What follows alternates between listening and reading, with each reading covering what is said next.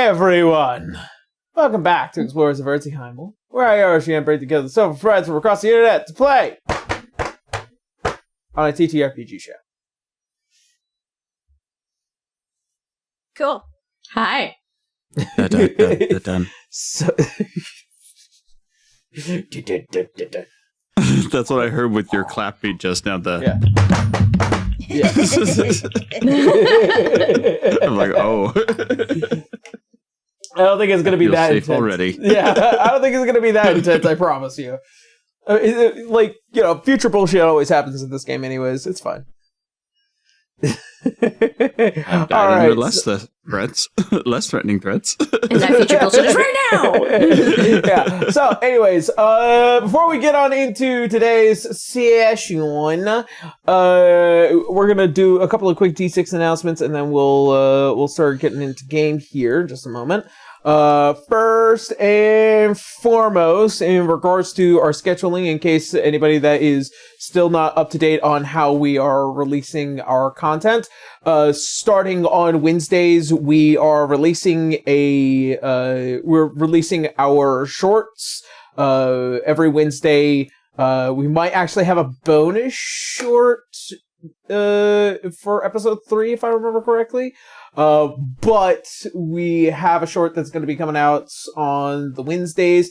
Thursdays, we will be doing some fun stuff relatively soon. We've had a couple of concepts and ideas approached to releasing over on the Patreon that will be for free for everyone to read and interact with. So if you guys are interested, keep an eye out for that. We will give you more details as soon as we are releasing the idea, but it is in the works. It's going to be really cool. And then on Friday is when we release the VOD version of the previously streamed episode of the week.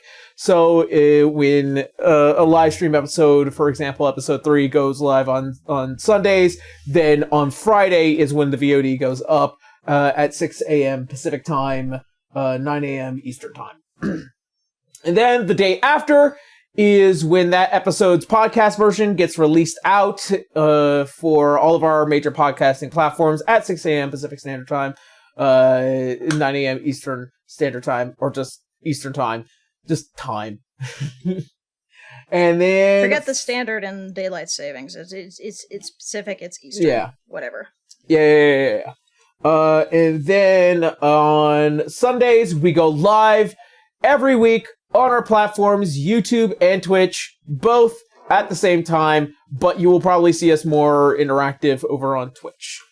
Quite luckily, actually, with a little bit of that announcement, we now have access to our free emotes. So you'll be seeing some brand new emotes in the coming months. For the show, but hopefully we should be affiliate relatively soon. We will see what happens, but we'll finally start seeing monetizable stuff for our Twitch channel very, very soon. And I want to thank everybody for deciding to join the Twitch streams now that we're back to doing that nowadays. So, thank you very, very much. And then, of course, all this stuff also happens over on our Patreon. Our Patreon, we release new episodes every Sunday. Announcements go up at 5. And we do the same thing for our podcast episodes every Saturday as well.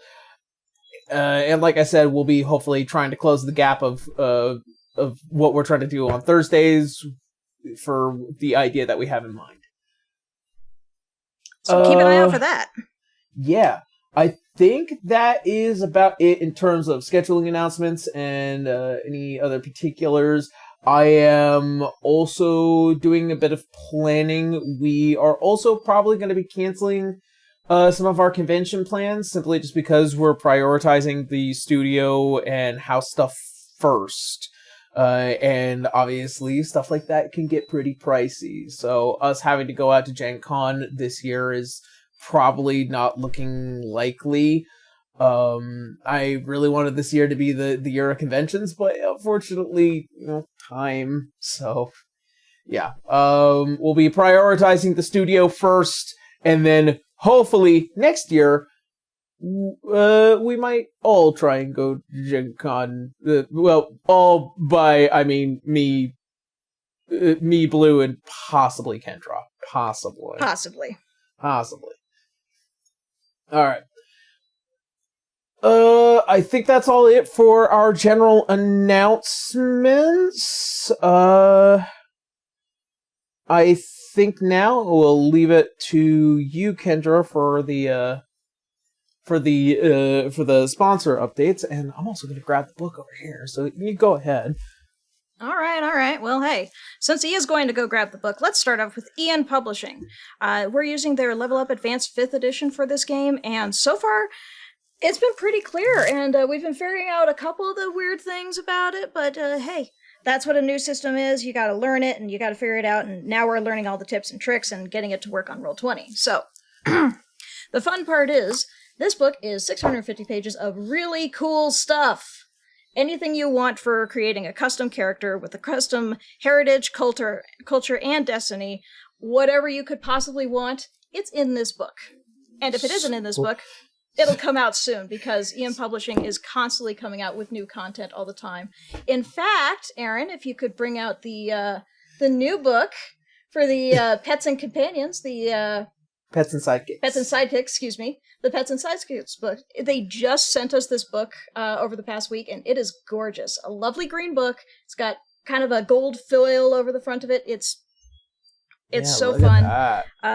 Basically, Pets and Sidekicks, any animal companion, any human companion, whatever you could possibly want for your character, there's a whole lot of stuff in this book that you could figure out to make them even more awesome. And considering that we do have a druid in the party, this is actually the perfect book for them for this system. I'm talking about you, Tara. Noted.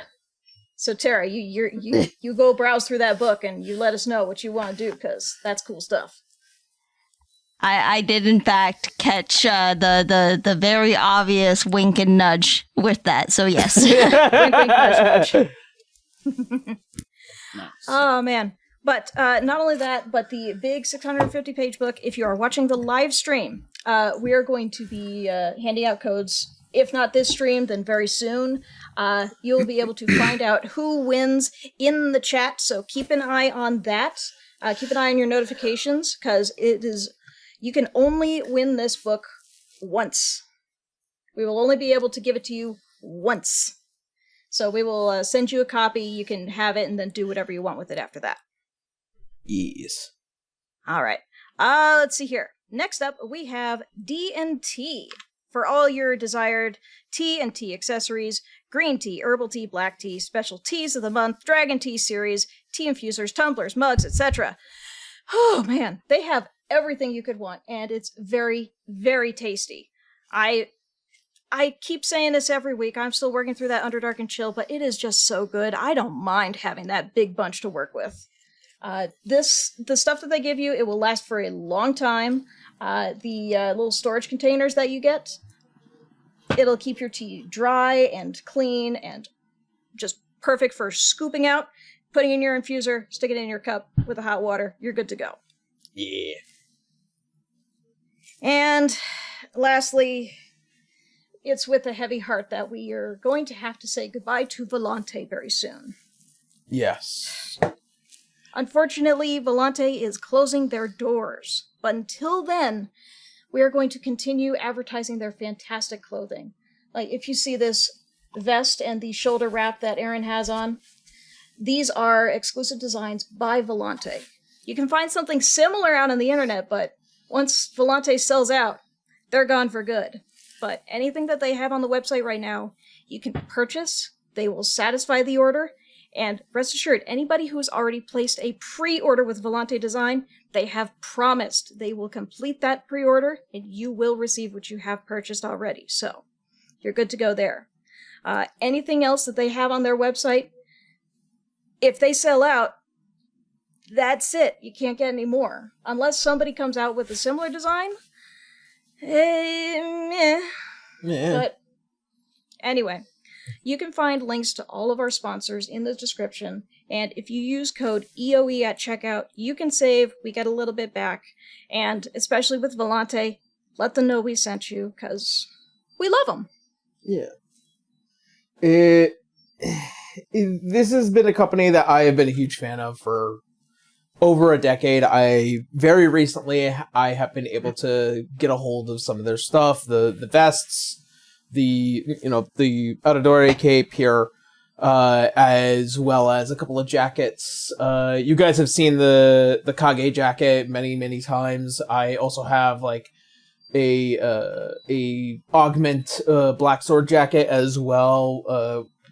Planning to get the Nero styled jacket as well from Devil May Cry 5, and possibly grabbing a couple of other things, but it does break my heart when companies like this, who really do have a passion for fashion, especially when it's up against like massive like corporate fast fashion and like low quality fashion, like they made their stuff to last, and they constantly came out with styles. They came out with high quality fabric, and it mattered a lot. But unfortunately, in the over 10-year time span that they have existed, there is sometimes a breaking point with companies, and it does happen. So if you want to get your piece of history, do grab it now.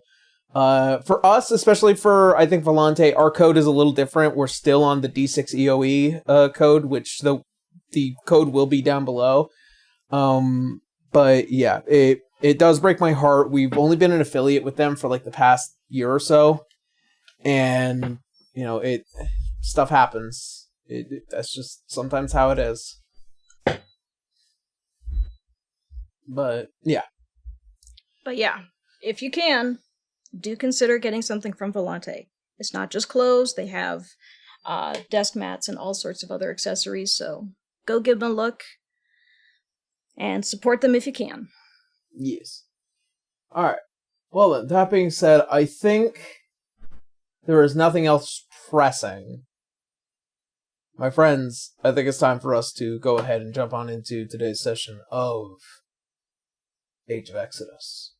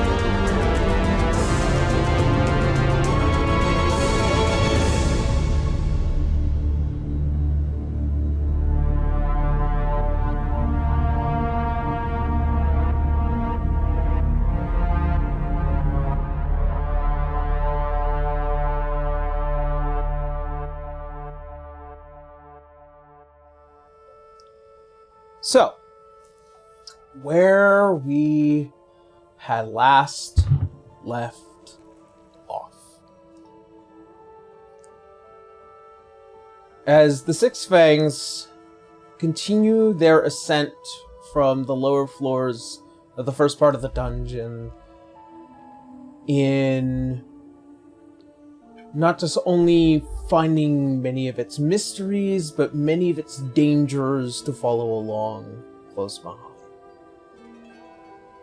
After nearly escaping the rather violent clutches of a Gerlin Ravensborough, and after falling down the ravine within the bridge of Aviator, you find yourselves combating against lost technology and as well as old presences within this massive cave system. One half of the party being attacked by a vicious wyvern, and the other, Vale and Amun-Ra, being attacked by a Meridian Sentinel. After defeating these threatening forces and reconvening, you all push into the 4th floor known as the Mound. A massive floor that is covered in many holes where creatures have found refuge and or a traversal system for them to get around between the floor here to the upper floors.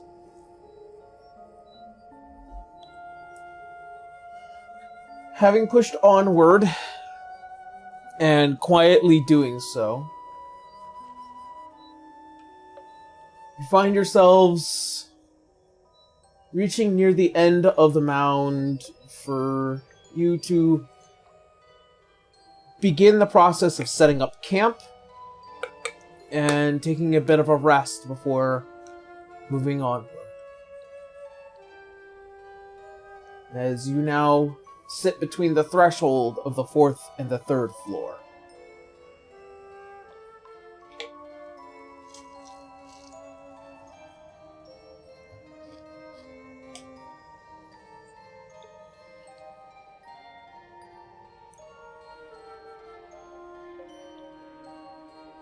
The way you're looking at us, it's like you told us that you want us to interact with each other. Gotcha.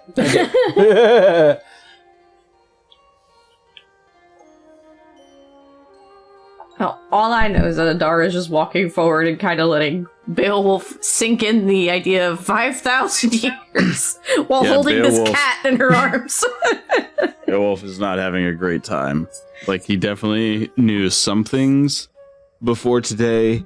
The stasis has been on his mind for a while, but it was never a question that he got to fully explore during the little bit of travel he had to himself before winding up with this crew. And it's all starting to sink in. Thoughts of, you know, people he's served with, friends and family he might have known. He wasn't too attached to the world itself as much as he was to his place in that world. Well, I guess, I don't know. He's feeling a lot of things right now. And I didn't get a lot of time to really mull all of them over. So he's just as flustered and feeling old as I am in this moment. Are we in our normal marching order again? I'm guessing we're still moving, so...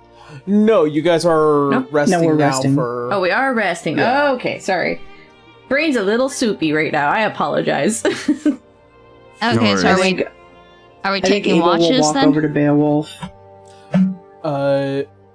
In terms of it, for right now, I think it is regarded as a short rest, not a long rest. Okay. Okay. Yeah. If you guys want to take a long rest here, we'll discuss that in a moment. Mm-hmm. I see think, Abel approaching. He kind of walks over to you and puts his hand on your shoulder and sits with you for a second in the quiet. And then after a moment, he looks at you and says, "You alright?" Beowulf takes a moment before responding. His breath seems a little more shallow, but he's starting to regain his composure ever so slightly. I believe I'm still processing the news about where I am. Yeah. It's gonna take some time, but you know, if you need us, any of us, I'm sure will help. He gives you a bit of a weak smile. I'll be honest, I didn't expect such camaraderie coming out of that hole in the mountains. Now knowing my place and just how far removed I am from where I used to be. Oh, apologies. No, you're fine. The best camaraderie comes out of, like, little weird places you don't expect it to come from. Especially tight situations like this one. Say that to my shoulder.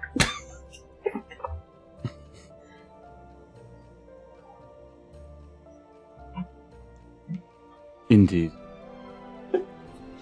I appreciate the support, Abel. I didn't have an inner council or captains that I was as emotionally connected to. We all had our place in Roy's army, but we all served a greater purpose. We all believed in the cause, and his will was done through us, whether we knew it or not. It was all very systematic. We worked together in tandem like a beautiful orchestra performs for royalty, but the sense of camaraderie that I feel with you all is quite different. And that too will take some adjusting for me.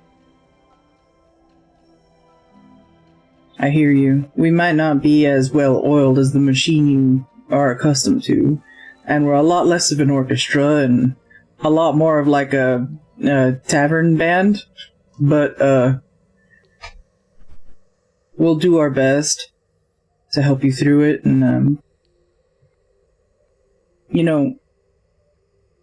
I'd rather know that you're exerting your own will over your life than someone else exerting their will over it. And if we can help you do that,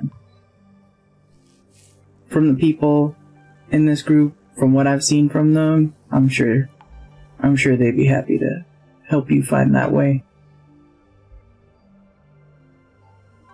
Beowulf is quiet for a long moment before slowly nodding to himself and thinking about the difference between a grand orchestra and its possibly hundreds of performers, all conducted by a single one governing force, and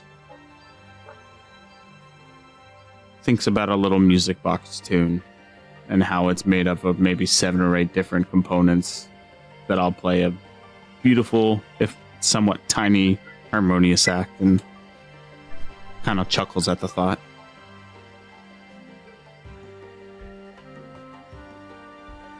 I'll let you have your quiet. I just wanted to come and check on you. He takes off his cloak and he drapes it over your shoulders. Just try and be comfortable at least for a little bit. I'm gonna go check on that whiny baby. The what? The whiny baby. I'm talking about you. He gets up and walks over. I thought you meant Ian for a second, shoulder. Because technically the whiny baby is Ian. You're the one who spoke up. I was joking. That wasn't me actually speaking as Adara. Wah, wah. Adara sneezes somewhere. She's got a cat and she's got her hand on her shoulder trying to heat it. Like, ow. Beowulf Speaking of... accepts the cloak a little awkwardly. He's not used to being looked after like this. We all protect Grandpa. Speaking of looking after, Cirrus is over by Adara, just helping to make sure that her shoulder isn't so Meanwhile, sore. she's spatting your hand away like, you're the one that got stabbed! Well, I did too, but you're the one that got it worse! You got stabbed and poisoned. Yeah, she got stabbed but didn't get poisoned, but you went down. You went down. No, you're not. Fine. In which case, just let me sit here then, and I'll just fix my shirt. Is she giving you trouble? Excuse you! She always gives me trouble. Has since the day we were born. It's a twin thing. Wink. You alright? Nudge. Yeah, I'm fine. Just catching dead weight over a void was a little much. Yeah, but you're strong. You can take it. I know. It still doesn't take away the fact that it hurts. I know. That's why I came check on you. I'm fine. Thank you. I'm checking on everyone. Nice quick thinking with the sword and the rope bit. That was pretty cool. Didn't work. He looks frustrated. Well, it's a sword, not a grappling hook. Hey, you did what you could with what we had. Yeah. Take the We'll just have compliment! And she, like, nudges his leg because she's sitting down. He's like, "Ugh," and then he like pretends like it hurt and like hops on one leg because you kicked him in the other one. Oh, you're adorable. I try. And he's gonna leave again to go wander off and check on Vale and Briar too. He's making rounds around the camp to make sure everyone's okay. Is everyone alive and in one piece, please? As soon as Abel's out of earshot, though, Cirrus will lean over and whisper in Adara's ear. You know, he's a lot better than Ian. Serious? Yeah. I just had a conversation with Ian the other night. Pump the brakes. Attaboy, Still, Sirius. he's a lot better than Ian. Yes. By the I'm way, saying. Cirrus, passive perception, as it tells you, as you can see as Ian is looking across from you, or like looking across like some 30 feet away, and he goes, And she does it back, going, "Not at my brother, you fucker." he's feeling pretty antagonized, so he's not No, taking but she'd shit look from at Ian nobody. like, no. If you want to pick on me, and I guess Briar for whatever reason, that's fine. Not my brother. Does Ian have a hood or anything? No. No, Okay. he just has like this very like kind of technological breastplate and a massive like white coat that goes over it. Listen, it's not Adara's fault that Briar decided to literally make him enemy number one. Oh yeah, because he deserves it. He's a twat. Well, Does he Cirrus have isn't paying him. shoelaces? More than likely, he probably has like more plate boots. But Oh, Yeah. gotcha. Can't now But Cirrus anyways- is paying more attention to fixing his outfit. Just more so, just Stitching it Adara together. just pats him on the shoulder. I appreciate the idea, but right now I'm more focused on getting out of this cave system alive. All right. Stew on it. Why? What? And just think about it. Slow down. Taps him on the head. Damn, he's not even that far away, y'all. He's also murmuring this to Ardara. He's right next Yeah. to her. so- I'm speaking True. up loud because my mic noise cancellation fucks with me every now and again. So, like, technically, they're just kind of talking amongst themselves. So I apologize. No, he's just gonna mind his repair work and just The stare down. Meanwhile, Veil does she pinching at the bridge of her nose. does she still have the cat, or did he wander off?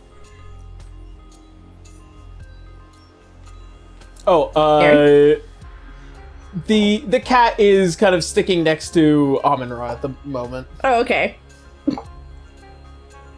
yeah. Mao. For the sake of it, you guys do notice that Ian does go to approach Amun-Ra as they start having their conversation. I don't have stealth, so I ain't gonna try to pretend. Eavesdrop. You want to eavesdrop?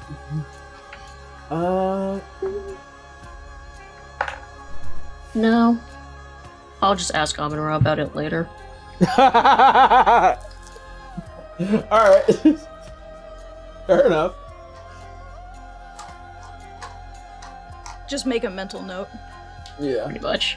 Right now, Vale is just probably like after conferring with Abel that she's all good. Surprisingly, actually, all good.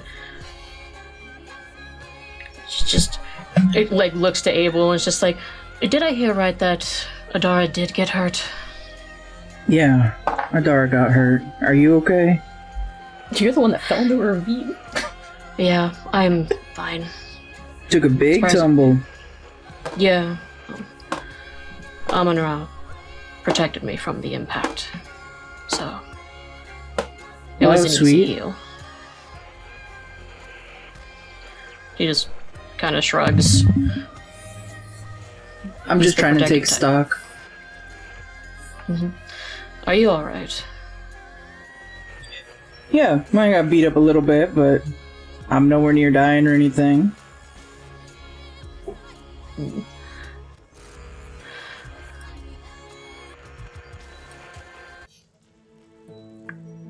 You're not the type that downplays injuries, are you? No, girl, if I'm hurt, I'll be on the floor panting. You'll know about it. Alright, good. Well, I'm going to go check on Adara and probably help Cirrus with his clothes. Alright. I'm gonna go see if Briar is in a better mood than she was earlier when she was bullying Ian. He nods. You can when Abel looks towards Briar, I don't think that she notices him right away, but she is still kind of stewing to herself. He does a big sigh and he looks at Vale. Good luck. I think I'm gonna need more than luck. I think I'm gonna need a divine intervention. He's mumbling this as he walks away. Just taps him and gives him guidance. Southern Texas thing of just mumbling off to yourself as you walk away. That's so funny. I give you guidance. God bless your heart. Damn, I got guidance to have a conversation. Is Briar that bad? Come on, guys. I don't think so. She's perfect. No. Just when it comes to Ian, otherwise, then yeah, No, baby. it's just a quiet, subtle thing of Vale humor. Vale is great. Vale telling a joke? Yes! He catches it and is like, oh my god, it's gonna be that bad. Just goes over to Briar and he's like, now I would pat your shoulder, but I know that I would freeze half to death if I try it. She'll chuckle slightly at that. Hello. Hi. Is your head in the game? We still good? Why wouldn't I be? Of course I'm good. I'm always good. He gives you the most deadpan, I know you did not just say that to me. I'm fine. Looks like she's gonna glare Ian's face off. Yeah. She just kind of rolls her eyes. I mean, I'd be doing better were we not saddled with that dead weight from the other party. But I'm fine. I hear you. He's an asshole. So you're rolling dice, Aaron. Perception Every checks. time you mention his something about Ian, and he knows he's not stupid. He's all it's just one fucking person after the next today. Adar didn't do anything. He's like, look, I know you don't like working with him. I don't particularly like the way he treats Adara either. But we gotta get out of here. And the only way to do that is for everybody to be level-headed. So I'm going around, taking stock, checking on people, and I just want to make sure you're not gonna get into a fist fight with him or something. Just I need to know if I gotta back you up. Would you back me up? Oh, Because God. I would be glad to conspire. At this Now, point, you don't think I'd back you you are up? quite large and you are quite strong. You're bigger than him. You see, if I approach him from the front and you come from behind... Briar, we gotta do this at the surface. At the surface, baby girl. The rest of the team staring in her direction. What is going on? She's gesturing like really big. Like this is probably the most like lively she has appeared. Just like very excited at the prospect of teaming up to fight Ian. Adara's considering maybe warning Ian at this point. Just like, oh no. I don't see why it has to wait for the surface. There are less people around here. It's only us, and none of us will tell. Are you planning murder? Your scheming is commendable. She I smiles come at from that. a long line of scheming women. I get it. Oh my god. Why do I feel like there's a but? Abel, why are you going to say but right now? But we have 6, 7, 8 people to get to the surface.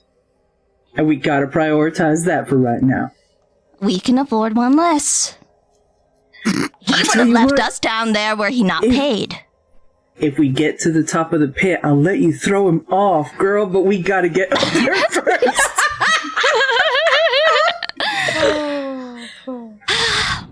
Fine. Fine, if you insist. But I'm quickly losing my patience, especially with all these ridiculous jabs he keeps making. So then, let's keep the two of you separated for now, maybe? Let's not give him the opportunity to say something cruel to you. Fine. Look, once we get up there, take off one of your gloves and poke him in the elbow. He'll be whining about it for weeks. Oh, I know he will. I don't think that he could take it as well as you did. Abel kind of like looks a little glad for that and a little lost in thought, like he is imagining him freezing over and having a bad day. And he just kind of gives you a little grin and says, yeah, probably not. He's not going to completely betray it, but you can see it on his face that he's definitely not opposed to hurting someone. So, when we're at the surface, can I count on you as an ally? You're not going to try to stop me again? What I'll do is I'll pull Adara away so she doesn't see it. That works. Deal. He puts his hand out. Without making skin contact, she'll put her hand out and like gesture like she's shaking a hand, but without like actual contact. Air shake. Yes. Adara and Sears, I think someone's plotting murder. I can't quite tell who, but I have a feeling. All the group sees is the two of them making a gesture of a handshake. But it makes sense to them. They get it. They're plotting together. I love it. Well, if it's those two, I don't think it's murder, but there's definitely a scheme. Alright. No more fighting. We get to the surface. I'll distract Adara. You go for Ian. And I'll pretend like this never happened. It's Imagine Ian gets used to having to actually tattle on you. Like this. Sounds good. And it's Ian nice starts working with tattling you. on Briar to Adara now. I'm gonna walk away. I'm gonna pretend I never heard this. But you should know, I think my family would like you a lot. He just kind of leaves. She smiles at that because she does take that as a compliment. She has a feeling that where he comes from is probably the kind of people that she would like to. Witches. Witches.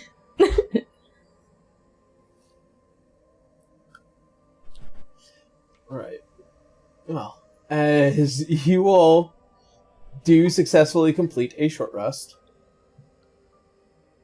there is a moment of time in which you guys, after a little bit of downtime, come together and make a decision on what you intend to do, if you intend to march forward or if you intend to stay.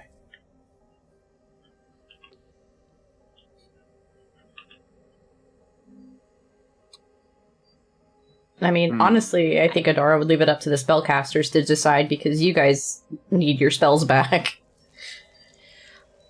Well, I haven't used much in the way of spells. I'm all right, I'm fine to continue on.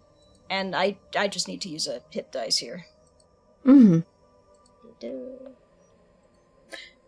Oh. Meanwhile, Adara just like, I promise you, I did not get poisoned, Vale, I promise.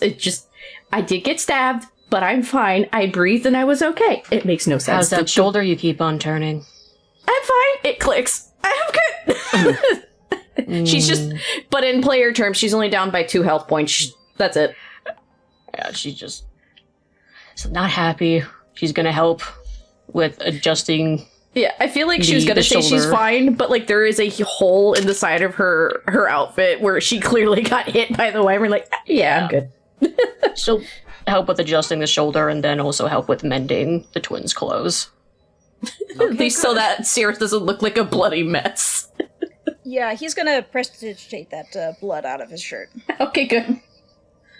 Like, I'm pretty sure Because the I learned shirt from wasn't Connor red. that prestidigitate is a very, very helpful spell. Are you proud of me, Connor? Yes, Connor, we miss you.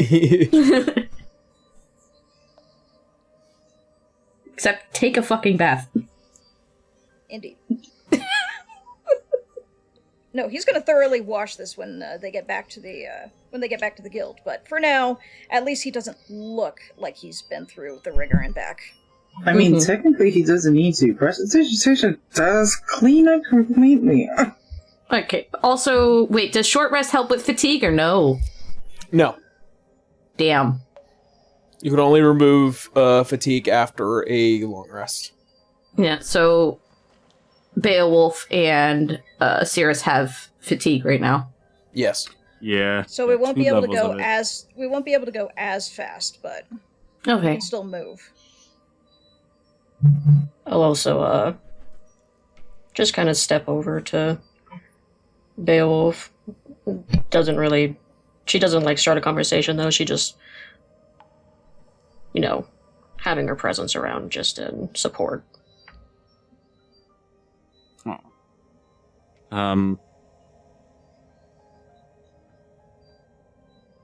Yeah, I'd say Beowulf,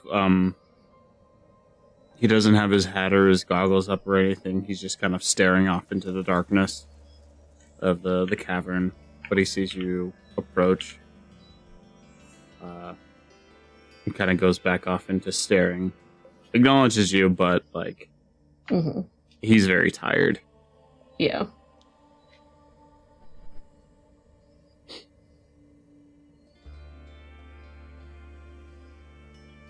Pebble?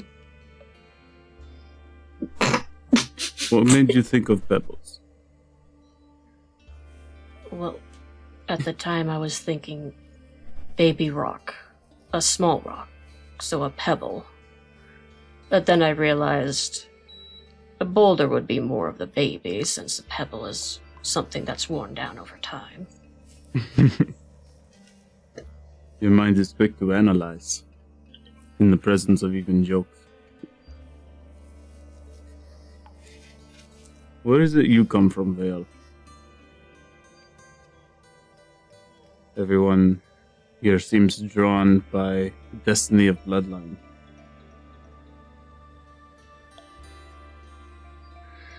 And 5 little stones, little pebbles float up from the ground and kind of orbit one another. And then a 6th one joins them. But what connection do you have to Ravensborough? If one at all. I might be grasping at straws here, but it's been on my mind. Sadly, I do not come from a great or important bloodline. One would think I am just from a simple bloodline. Country living.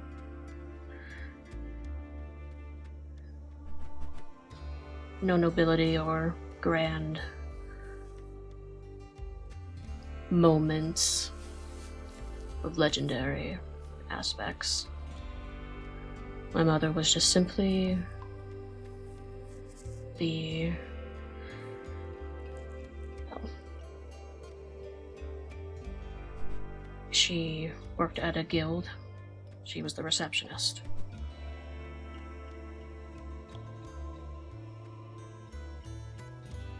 Just because... Oh, good. Continue. And my father was just simply a simple adventurer that she had a moment with. But I do think I know why they took my family, my mother and I. I can't tell you here, though, amongst the group. Beowulf kind of levels their eyes up towards Vale, a bit concerned, but nods. Or, actually, And, she holds out a hand. You mentioned being able to see into the mind.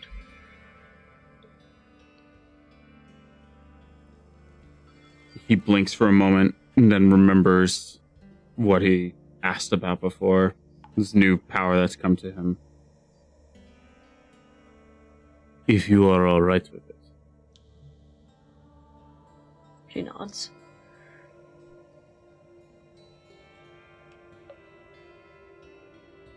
I am. He takes a deep breath in response.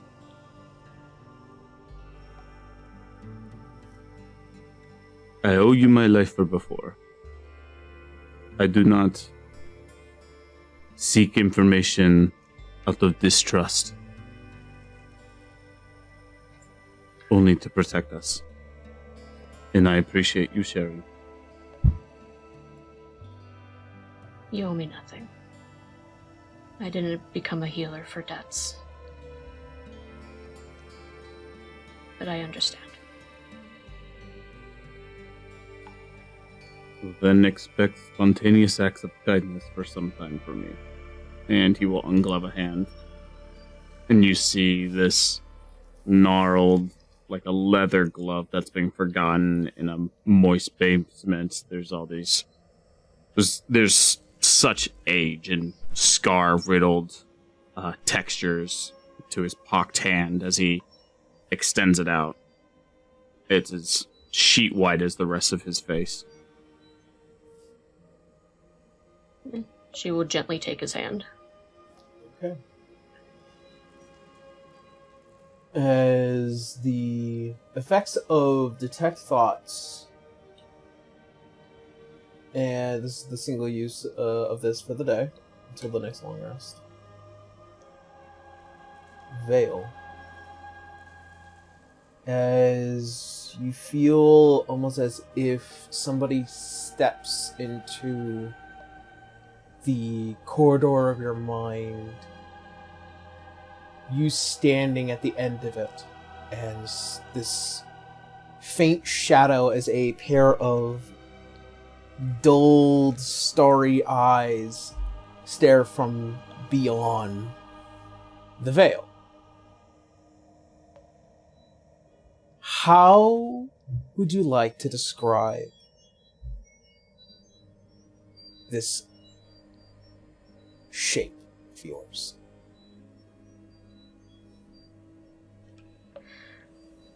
It's small. Even just a little bit smaller than Adara for comparison. The hair is a bit longer, like starlight. The skin is dark, almost hard to tell from the background. And there are marks upon her of a moon.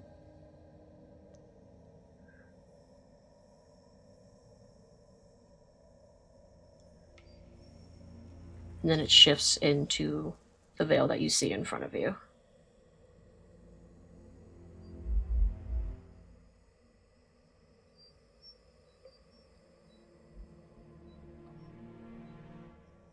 After capturing the visage in your mind, Beowulf, you feel as though a wind sweeps underneath you and the shape of a pair of massive doors close gently out of respect as your mind returns back into your own head.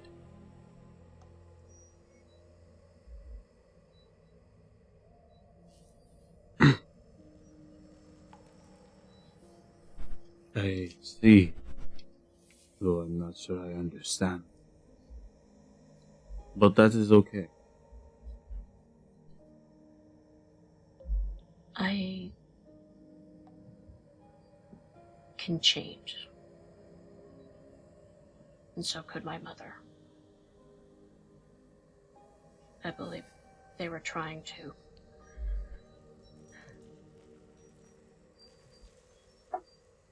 extract that ability from us. Test the limits.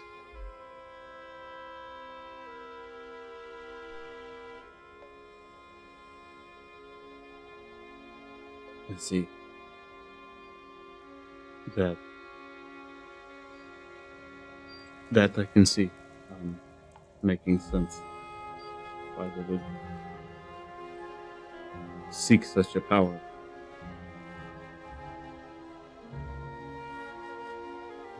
This is a gift of your people?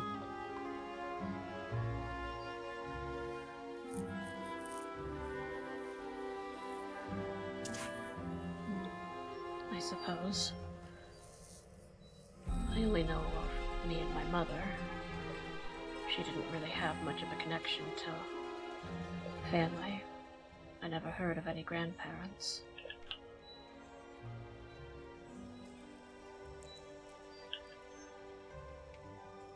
I see. And I can understand not seeing yourself in the gifts you have been blessed with when they have been so callously weaponized to reduce you to less than a person.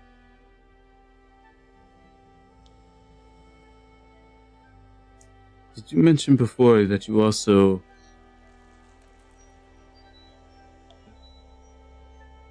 I'm not sure myself, and he kind of looks over his unclothed hand.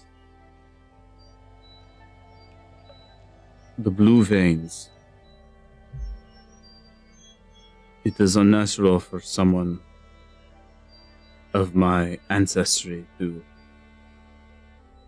produce anything less than metallic, anything less glistening like Roya's visage.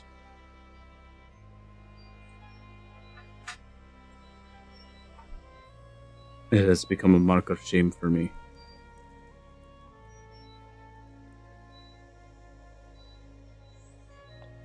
Something that reminds me how I felt.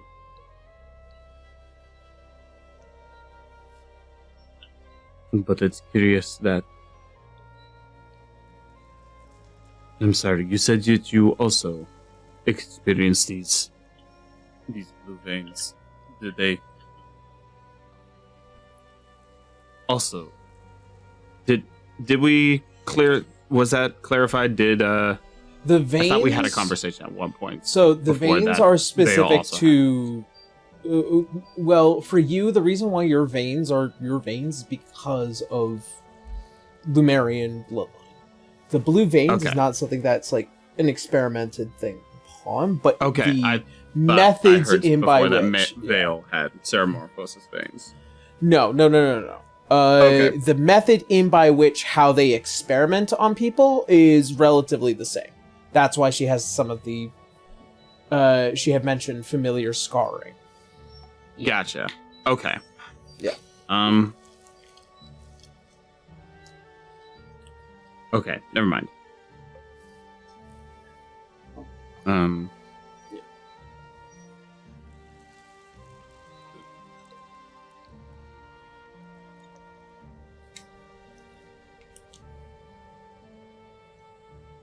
Well,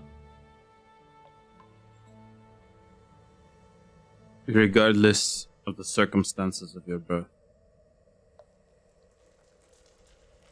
or the gifts that you were blessed with, you are well within, I would say, formidable company that wants to protect you. And kind of looks around to the twins, to Abel, to Briar, even briefly to Amon-Ra and Ian.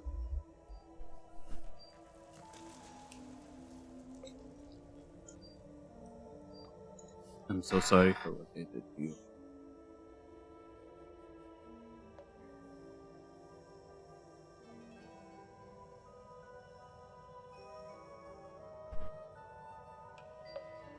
Sorry, he's sorry for what? I didn't catch the last part. I'm sorry for what they did to you. It is wrong to be exploited for our gifts like this. She nods. I'm sorry for what they did to you, and the time they took. He nods grievously.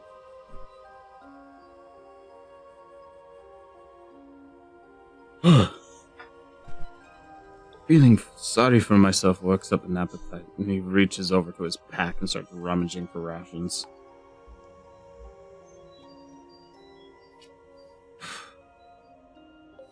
Alright. And secretly in his pocket, he tucks away 6 little stones. Oh. E. Always taking things, huh?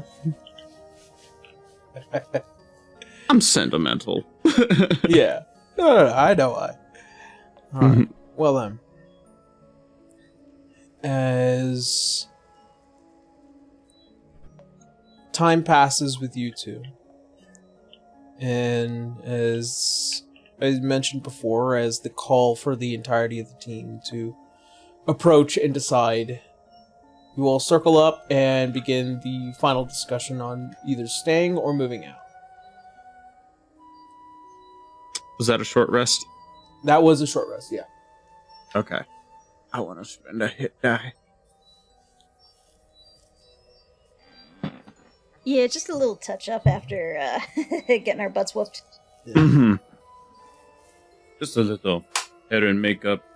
Get back to the field.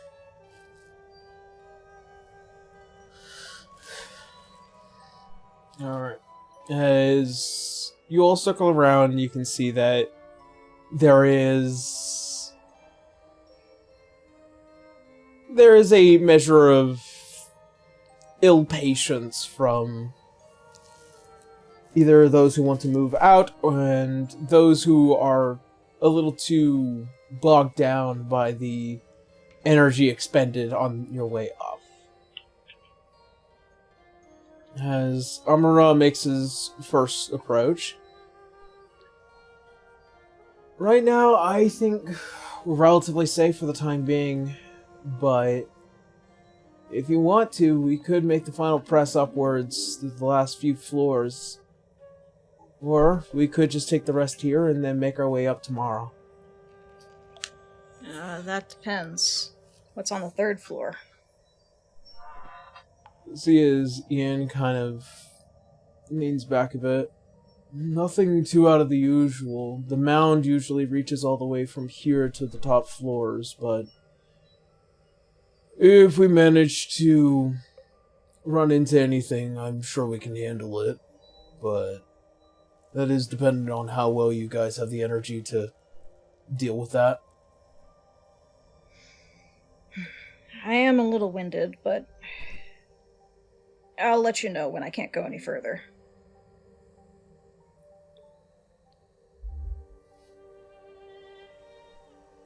I'm more than fine.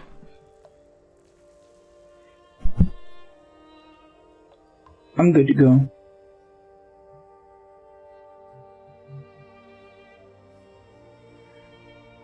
I think it would be better to make more progress before a longer rest. I don't disagree. Neither do I. I think we have a general census then. We march on.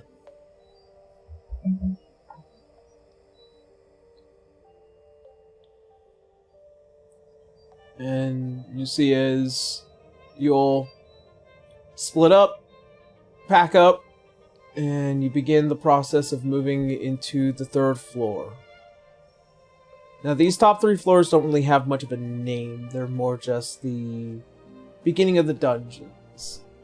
Many of the 6 sections that are around the tower usually can descend between the 1st and the 3rd, depending on your level and how well your party works together. But for right now, all you know is that whatever threat that looms is going to loom on these next 3 floors, and you will end up crossing something if you're not careful.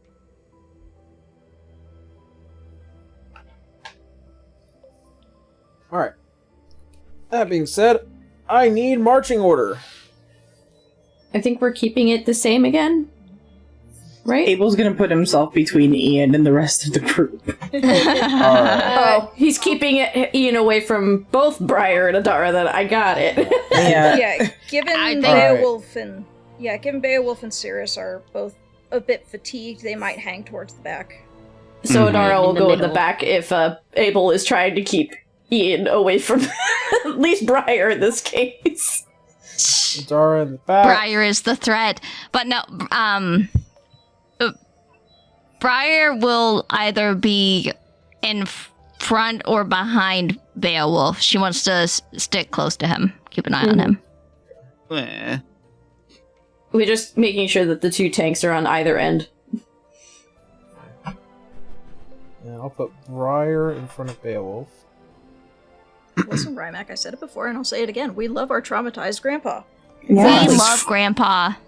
Well, it gets me all flustered because me, Rymac, feels that love too, and I just get Aw. emotional. Oh, sorry, I keep You're gonna get honking them- my mic. It's okay, we did that all through Frontiers. And where is Get Vale? loved on, friend. I'll get used to it. Yeah. I'll try. I promise. Alright, where is Vale in the lineup? In the middle. Middle? Move in the back. I'll have to put Vale in front of Briar then. No. That's gonna put Abel. And then I'm gonna put Ian at the front. Ian. Away And then- from the other 2. You wanna know what? I will put Amun-Ra behind Abel. Smart. And Ian. So what's the Alright. order entirely now? So, Ian, Abel, Amun-Ra, Vale, Briar, Beowulf, Cirrus, and Adara. Okay, twins are in the back.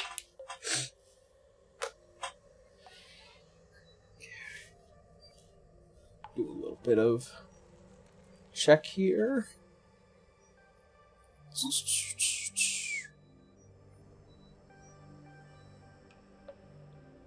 Okay. That's the one thing I gotta get them to fix.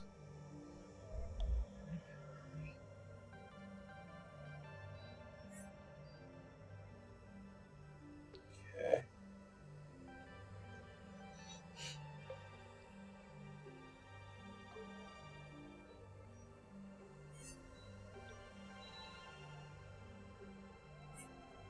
One. This. Alright.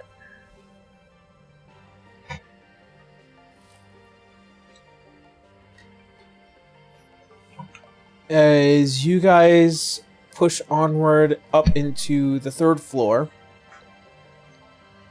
you do find that there are the usual cracks and ravines. Excuse me.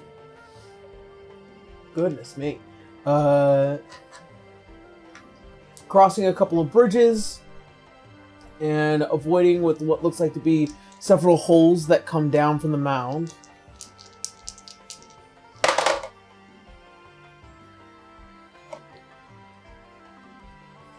Let's see. I need Abel and Vale Nope, just Veil. I need you to roll a survival check because Abel, your passive already beats the DC. Yay! Okay. You did art it. A budget.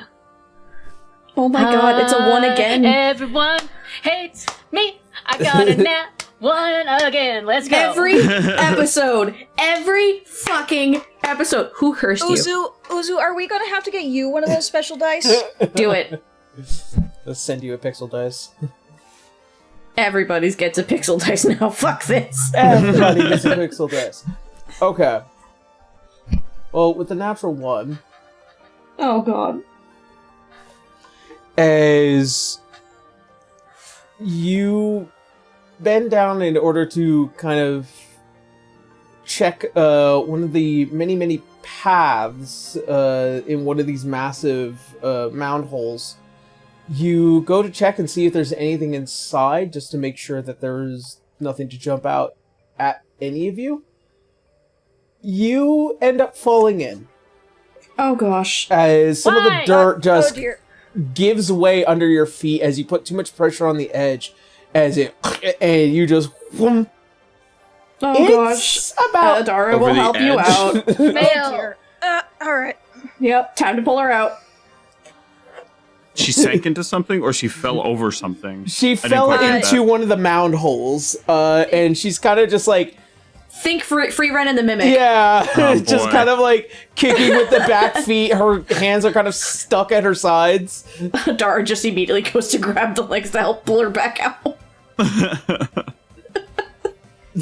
Do I have to make a check on that or no?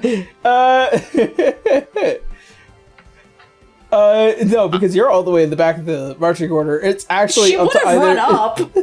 It's Jeez. either. Well, there's a reason why I chose those 4, mainly because of this.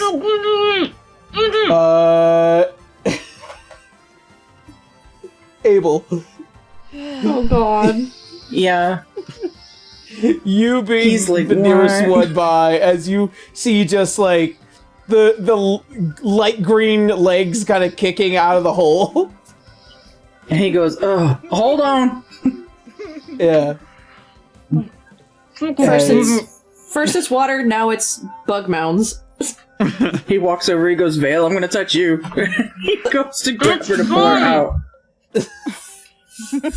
Oh. Consent is king, kids. As you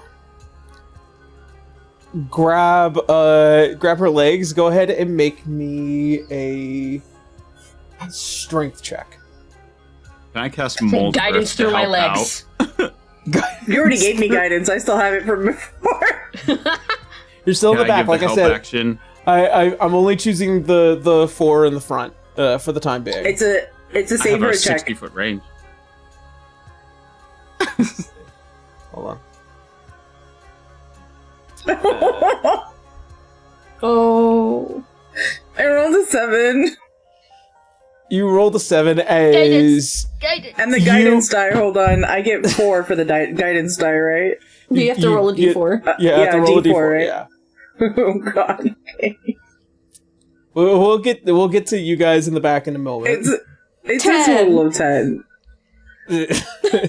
As you, as she's really in there, a little top heavy even.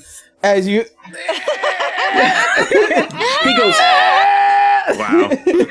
pulls her, he goes, well, damn. you gotta have to like put your boot up against the side of the wall and like you're trying to like leverage it out.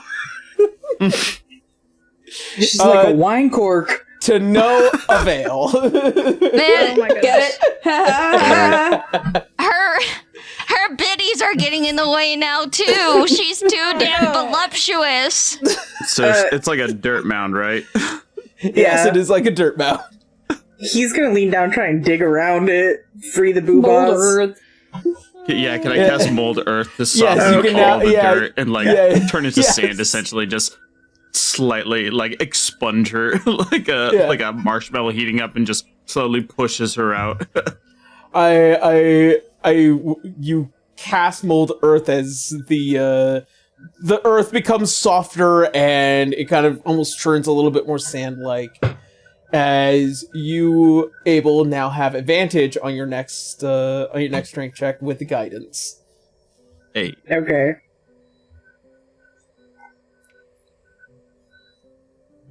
Well, That's that's a 23. Like the That sound, Earth, that really helps. yeah, like the sound of a cork popping out, just boom, as you see little pieces of dirt and rock kind of also following behind as you put Vale upright again. Cirrus is gonna come over and just like, here, Preston. You alright? She's not dusty anymore. Yeah. I'm fine. Ugh. Just My my pride pride. isn't, but I'm fine. Oh, that one was so mean.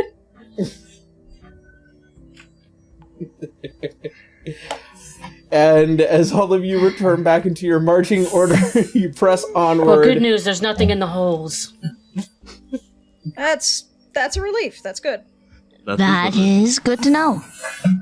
I'm gonna sort of pay attention to the road in front of us now and just kind of hold out my hand, molding earth into like a fine path before us of all the loose dirt around us as we traverse.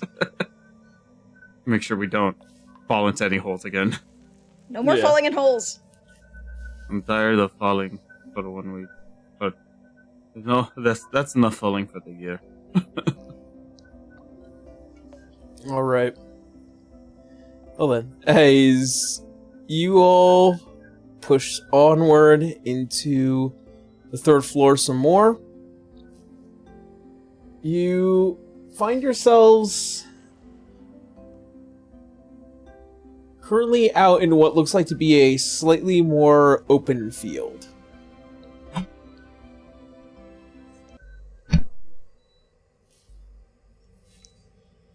As you can definitely tell that there are lots of like pock marks that kind of spread out amongst the massive open field. There's a kind of low-lying dungeon fog over top it.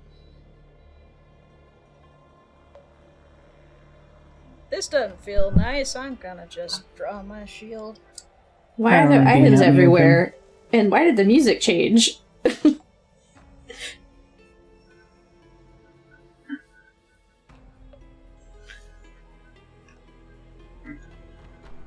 We must be careful going forward.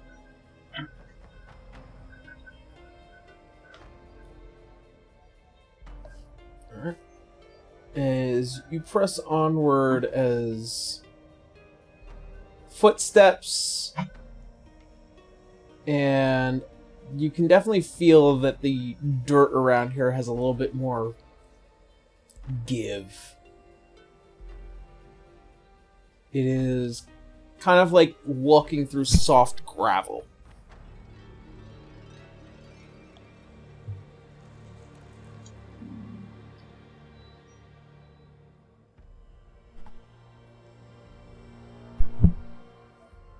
Can I make some sort of check to see if beyond us, if this place looks active? Make me... Like clear signs of monster movement recently.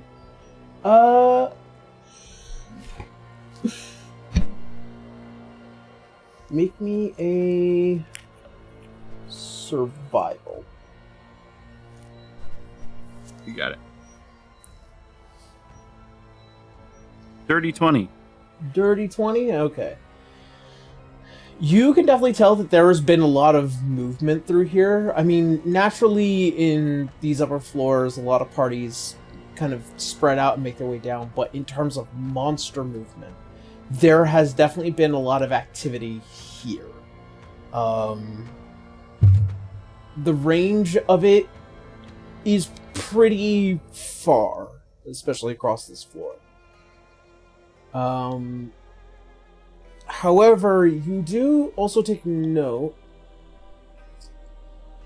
that many of the pockmarks, as you take a closer inspection, they do, in a weird way, have a pattern to them. Like a displaced pattern?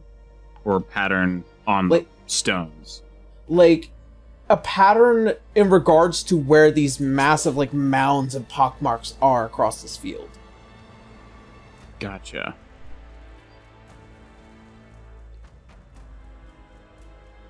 What can I make of this pattern?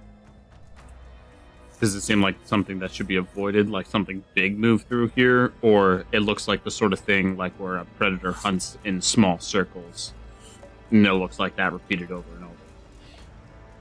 It seems like a man-made pattern. Like, it is a pattern that is specifically designed. However, the effect of it is organic. Like, the actual, like, pockmarks look like they have a shape, a design. Like, they have a specific order to them that gives off a pattern that looks like it was designed by, you know, a mortal person, a person with a mind, instead of the random crudeness of a monster who can just go in and out however they like, wherever they like.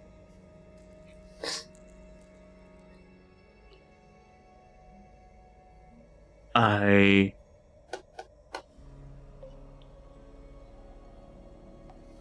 quietly bring this up to those standing around me, Briar, Abel, and Vale, and the twins if they're nearby. Eventually, I'll, like, anybody who's nearby, I'll just sort of point out this pattern that I'm recognizing and speak up. Are people known to act in conjunction with the monsters on this floor? Have there been... This seems most unusual to me.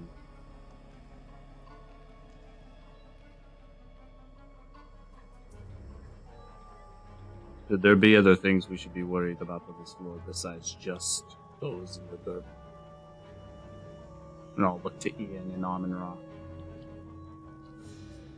And Ian just kind of, like, tosses his hands up. It's like, this is new to me. And Amon-Ra is like, I have no experience in the dungeon, so I couldn't tell you. Everybody, keep your eyes shut. There may be more here than we're bargaining for. Again. Eyes up, head on a swivel. Gotcha. Briar will nod in agreement.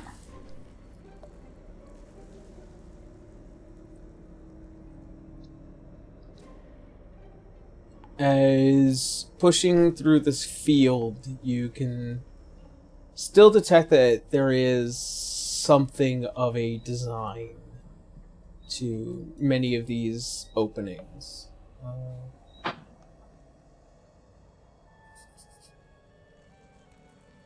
Cirrus, Yes. make me an engineering check. An engineering check. Okay. Whoa. Because Ooh, you're more skilled. engineering. Yeah. Alright. So let's roll that. Okay.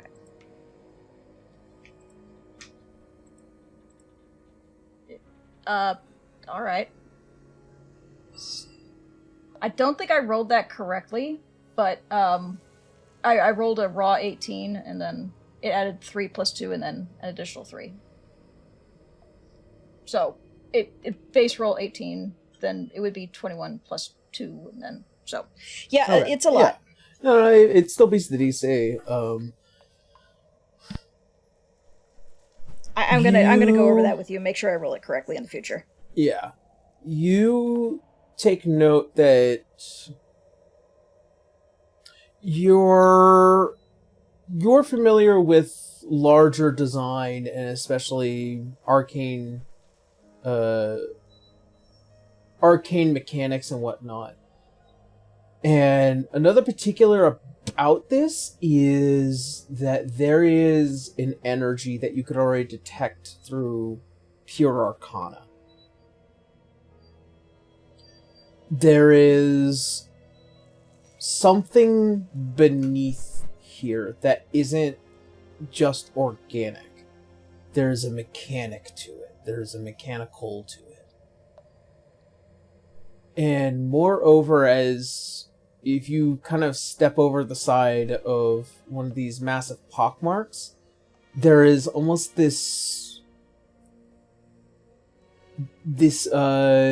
exhaust of energy that kind of comes up from these massive pockmarks. It is he's a breath of arcane. Yes, as soon as he understands what he's sensing, he's sharing that with the party. Just, hey, something feels strange about this. Something is arcane about this. I think Beowulf is right. Someone had a hand in this. It feels mechanical. Then we should make haste.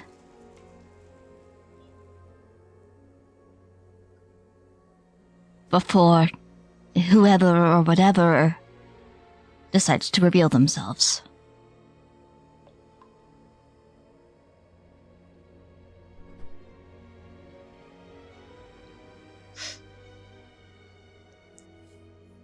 Right. Yep, I'm not ready to sit here and wait for whatever this is. Oh, let's stop talking about it and let's keep moving.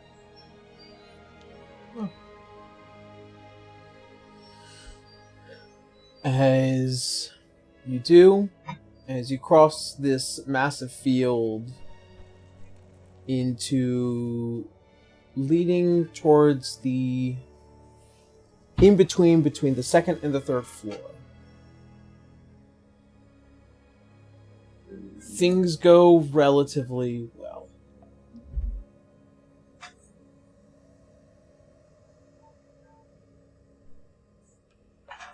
At this point, it's not entirely safe because, again, you're in a dungeon, but you do now have a little bit more of a breath to kind of handle this situation, as now you sit between the interim and if you'd like, you may set up camp or you may press on. However, I will press upon all of you. If you intend to press on, we will be doing a forced march. I don't think that's going to end well for me or Beowulf. Mm-mm. Only if you fail your constitution check. Yeah, that's not exactly my strongest suit, so... I mean, if you leveled us up right now, Soon, I promise. DM... Blink, blink, blink, blink, blink. Please. Not yet. No, I feel like Cirrus would probably be feeling pretty tired at this point, and he'd ask Beowulf just, how you holding up? I'm a little exhausted, but I can stand and fight in March if you all want to press onward. I know that experience and urgency is of utmost importance. I think it's best that you rest, because if any of those other things show up again, we need you at your best. Mm-hmm. My best. Mm-hmm. Yeah. I think for all of us it'd be good to just sit down, set up a watch, and get some actual rest before we get back to the surface. And I can make us something to eat in the meantime. That way the rest of this trip out of this cave system will be probably much smoother. I can set up the tent. Alright. Let us take rest then. You two are not taking watch tonight. You guys are resting. Mm-hmm. Yes, ma'am. If you are sure. Oh, I'm very sure.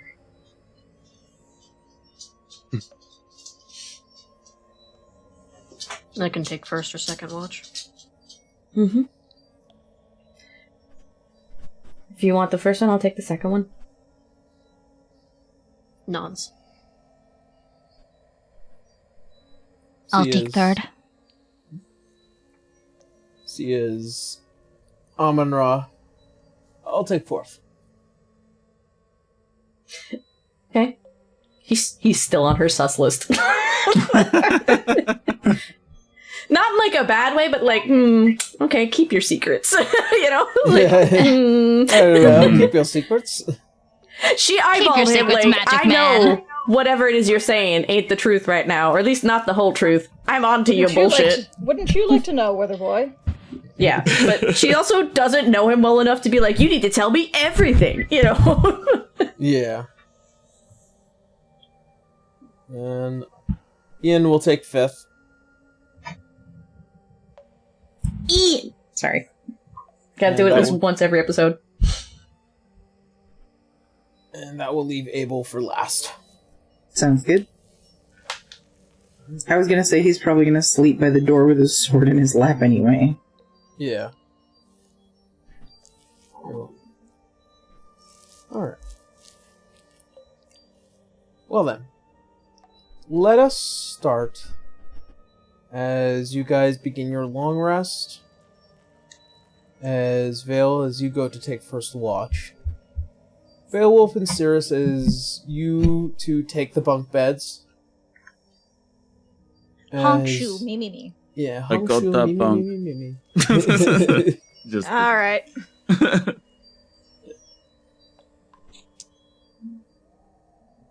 Beowulf. yeah. No, Uh-oh. I'm scared. Your turn. No. As you fall into slumber, you begin to dream.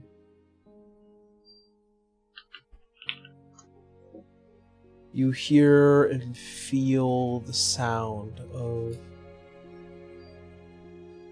some wild, light wind, and as your boots kind of step across the cobblestone,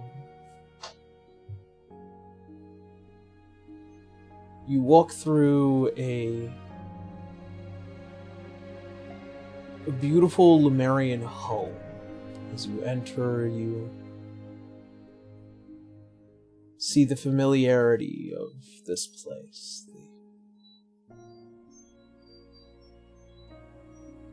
Not just only the weapons of a guard like yourself, but a home filled with clothing, with the general amenities, and as well as the bright golden rays of the sun as it kind of passes through the windows.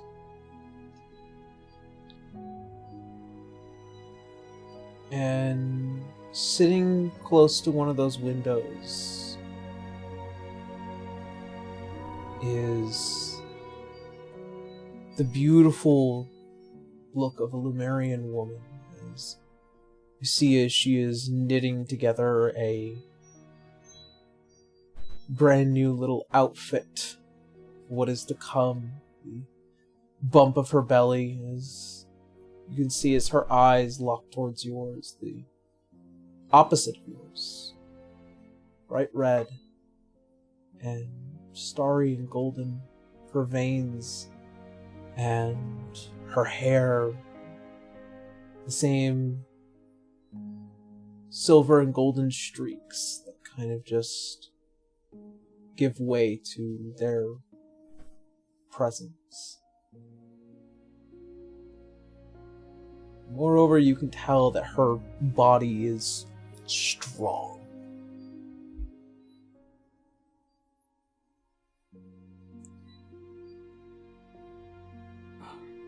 Why are you standing over at the door, dear?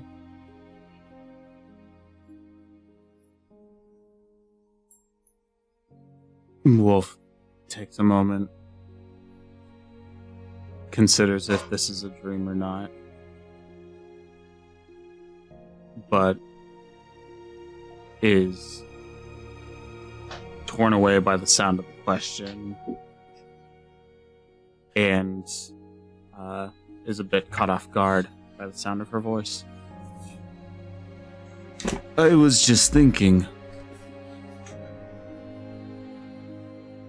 I'm going to be happy. Either way, you know? It's whoever they decide to be that will be important.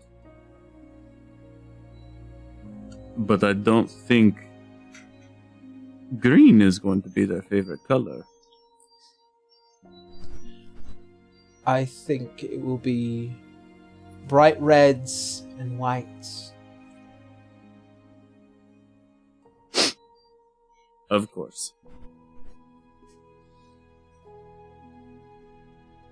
Don't stand so far away.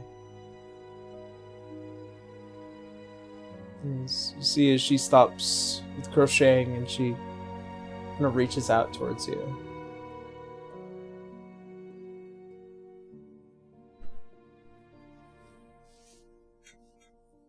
I move away from the window in a large armor stand that houses this beautiful platinum armor on it. A massive greatsword with two individual grip handles jutting from its crossguard lies next to it on the wall. Wolf traces these as he makes his way over. Is a bad habit of mine, putting myself in front of danger instead of remembering what I'm not protecting, is it not? Yes. You see as she kind of runs her hand upon your arm.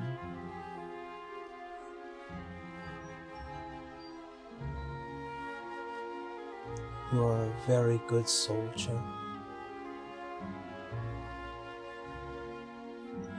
I guess good that's what man. frightens me most. But you are Right. also a good man.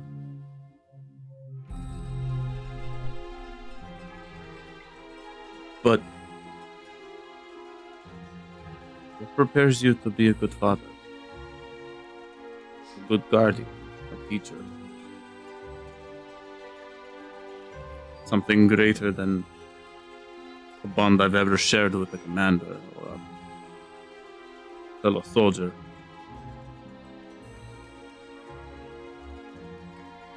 That's the thing about us. We are the first of our kind to try this. Blessed be of our king to give us his blessing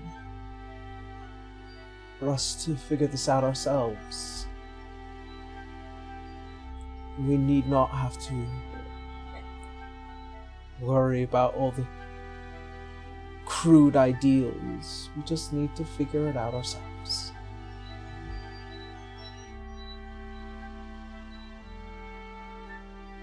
Our children are not soldiers. They're not a good woman or a good man just yet. But that is going to be our decision. To teach them those things. To teach them loyalty, to teach them kindness.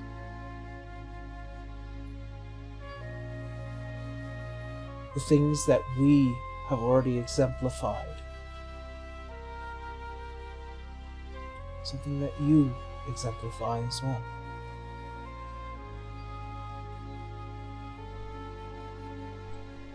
As she draws your arm closer, kind of pulls you in to feel it. It is the joy of life for the first time being created by Lemurians that isn't just genesis by your king, your god. This is new.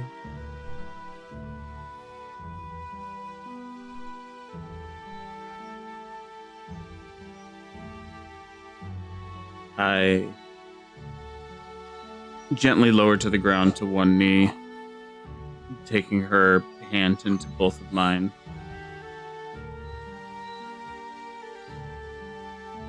We're gonna do the best that we can for them, to make sure this world is perfect for them. And I will lay myself down for that future,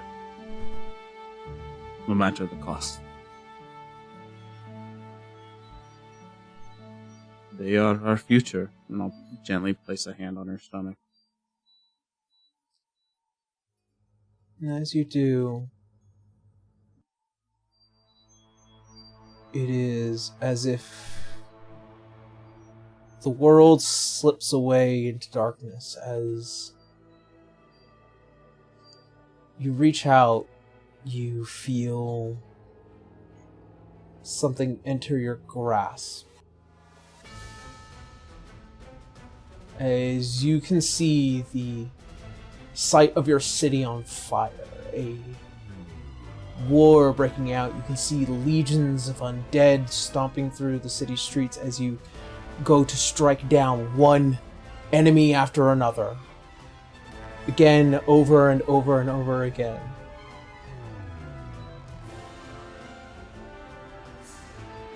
And in the middle of a battlefield, you can see as swaths of Lumerians being cut down by the bright white hair and the red armor of this woman as she clashes over and over and over again. The fury in her eyes and the blood that stains the very grounds itself, before finally you look up and see a bright light at the top of the castle of Lumeria. As a massive pulse, a wave comes crashing through, down, as it hits all the undead. They dissipate into nothing, disintegrate before your very eyes, but in another wave you can feel as if your whole body begins to tense, as your mind becomes locked in a single second, as you become lost into stasis. And you feel yourself slip away into the darkness, before finally you awaken to the next day. Cirrus. Yes.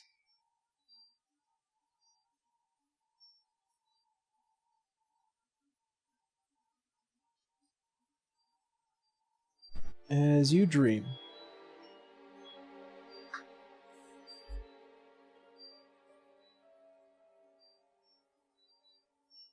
you find yourself uneasy, thinking about the thoughts some several floors below. And with your body tense, the poison still somewhat taking its hold on you from the wyvern attack, your mind is uneasy tonight as you find yourself in the streets of your home, and you see nightmarishly a city on fire.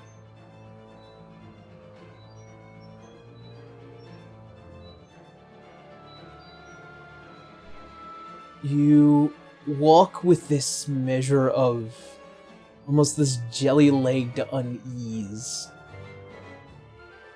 You can see several people leaning out of their homes in disarray.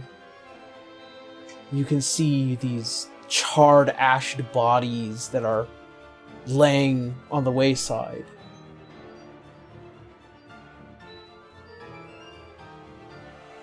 And you can see just in the sky like this massive dark phoenix as it haunts the entirety of your vision.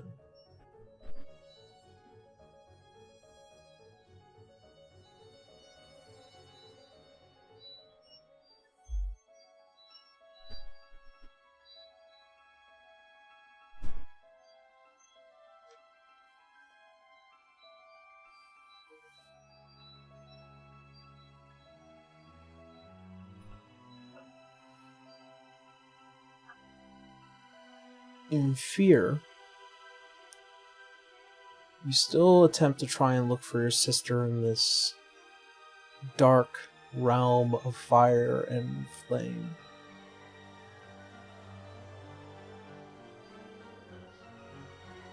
And as you cross a street and make your way around a corner in order to chase after this massive dark phoenix, you find yourself seeing it as if an entire section of the city had been decimated by flame.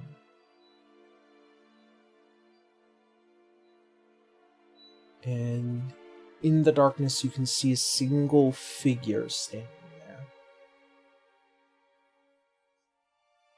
As you go to try and approach,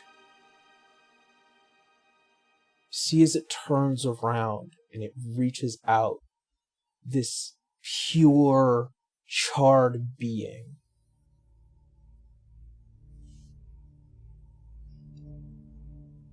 And as it reaches out, you can see the cracks of where there is still burning underneath, and a pair of molten eyes as it tries to reach out to you.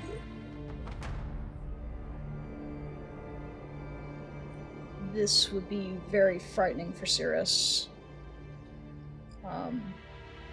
And he would vaguely wonder who this person is, but in a dream, he might actually reach out to see if he can actually touch this charred person, see if he can help them in some way.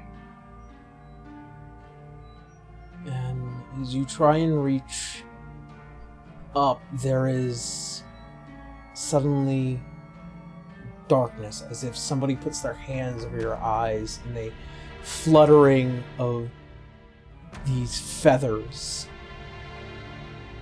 and the high-pitched screaming of a small child as it rings throughout your mind.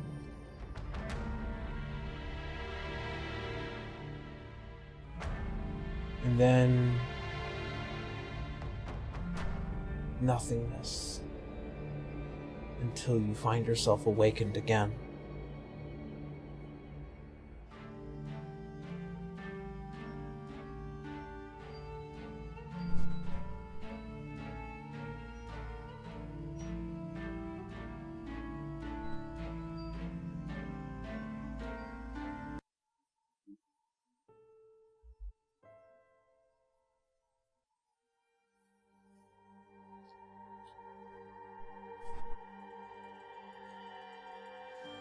Vale. The first watch goes well. Nothing surprising pops out. Everything seems to be well and fine. Dara, as you go and finish your watch, things remain relatively stable.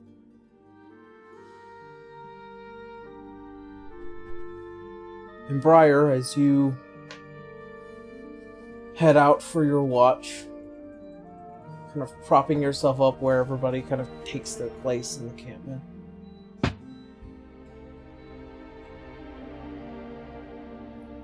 Mm-hmm. However, something does happen during your watch. Oh? You take note that Ian steps away as he attempts to try and sneak. Unfortunately, his stealth did not pass your passive. Get wrecked. She is mad because she already obviously has had bad experiences with this guy, and now he's acting sus. She's going to follow him. Okay. As you do take to him kind of like making his way behind what looks like to be a large rock formation. You do sneak around. Do you wish to actually sneak around him? I'll sneak or? first. Okay. Make me a stealth check. And then if it messes up, he notices I meant to do that. Oh no, Briar will never acknowledge a mistake in his presence. Obviously not. Sorry. Stealth.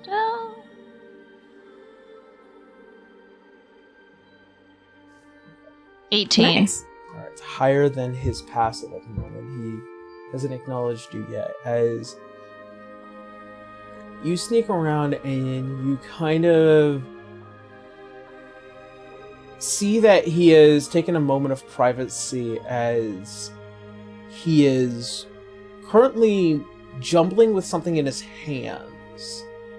As you can kind of hear a little bit of this clicking and mechanical turning, and you hear a slight slip, and he goes, fuck. Can I tell what it is that he's fumbling with? Make me an engineering check.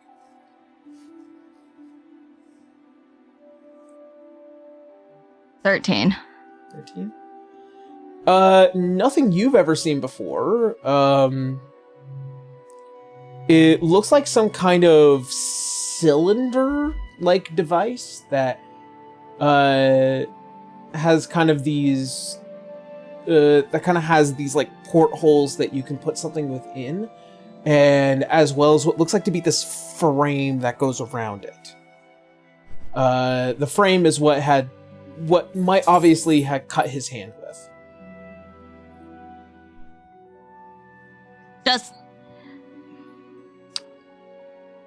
Does it look more mundane or like some kind of weapon?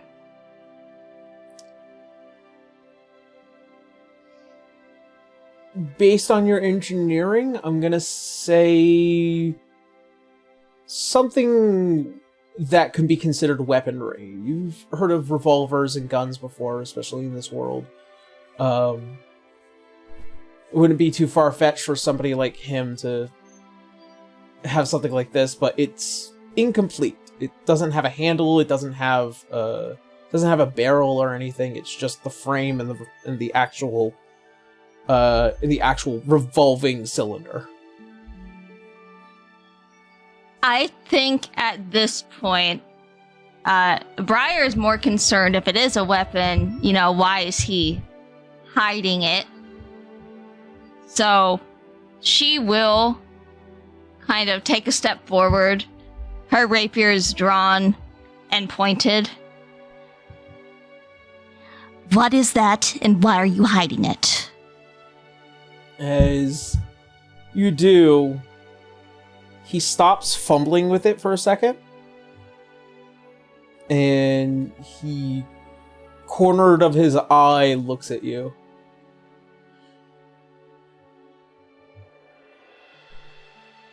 It's something I'm making.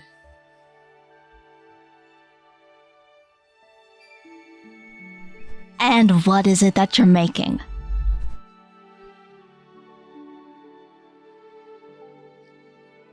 I'm trying to make a weapon for myself, eventually to use.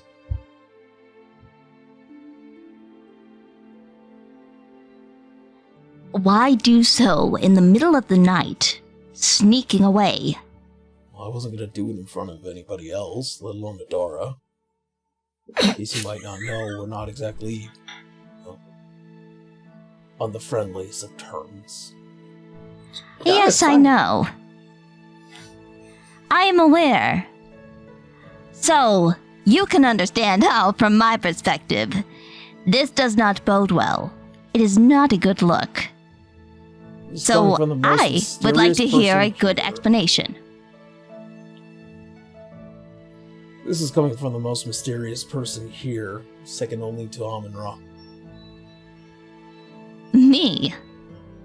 I have been upfront about myself. As you see, as he uses kind of like the part itself to kind of push the rapier blade away, let me point out the quite obvious then. You're a princess of the Fey realm that fled in hopes that they might... what again?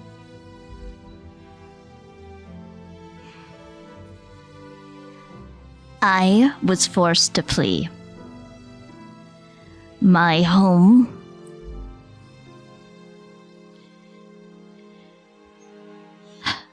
I don't owe you this explanation, but the leadership of my home has collapsed. Oh, well then. There is trouble. I suppose that I don't need to also equally explain myself when I am devising my device.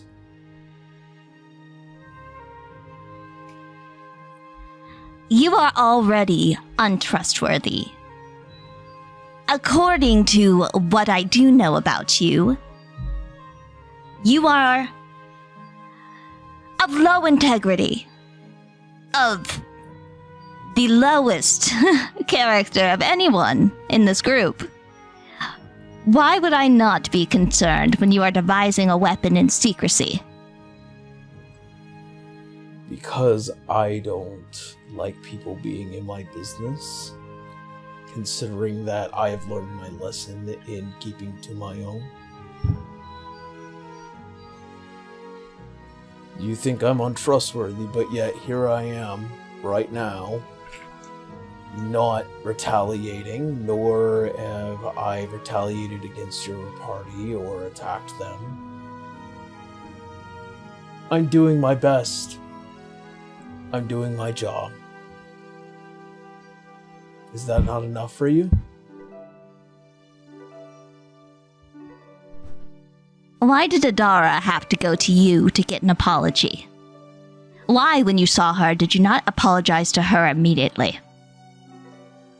If you had, then perhaps there would be reason to believe that you've changed. But she had to seek that from you. Do you want my honest opinion about that? I don't want to lie.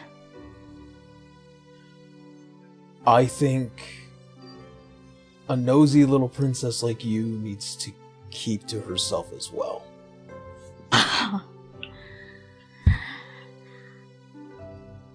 And I think that a chauvinistic prick like yourself should be more forthcoming if he wants to remain in this traveling group.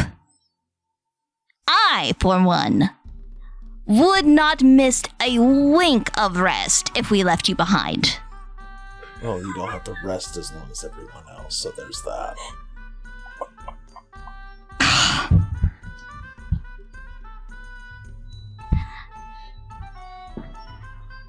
I could tell everyone that you are making mysterious weapons in the middle of the night.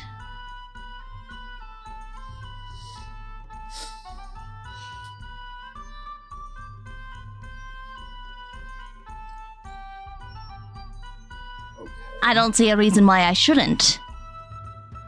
So, think carefully before provoking me. Okay. So you just want the truth about this. Yes.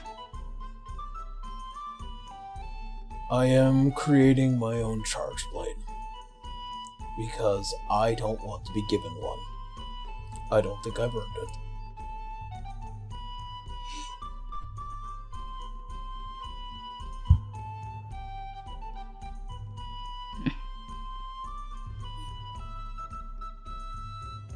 you don't intend to use this against any of us? No. In fact, as he exposes his glove hand and the one that's like kind of just been holding this machine part, as he kind of like grips the end of it from the cut end of the palm, as he extends this one out. Oh no. I will make a promise to a fae that oh no! That I will never turn this charged blade upon any of my associates, to you or your party members. Briar pauses and she really thinks hard. It's right there, Briar. It's right there. The door's wide open.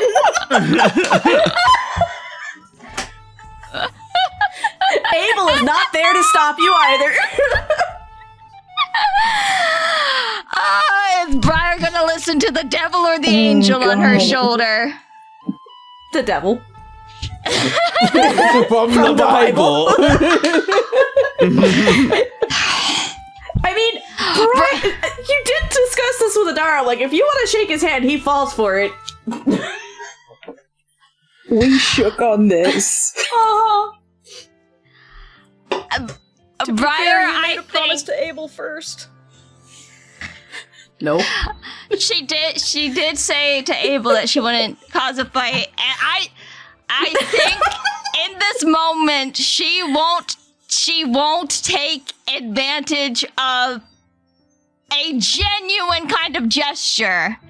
So she'll do kind of similar to how she explained to Adara, where she picks up her rapier again, and instead of reaching for his hand, she just kind of shows to him how the hilt is covered in ice around her fist as she grips it.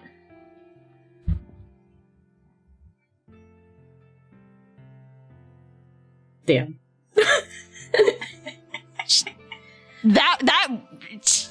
I struggled with that decision myself. I know, I can feel it from here.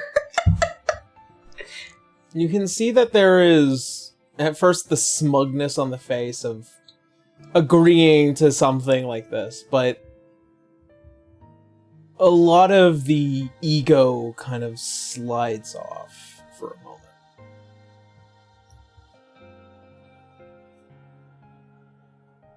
What's up with that?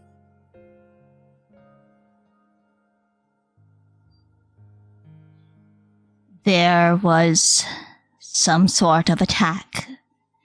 I don't know if I can trust my own memory. Shortly before I left the Fey Realm, this became something that just happened to me. Since I left, and since I have been with my party, everything that I touch and everything around me freezes.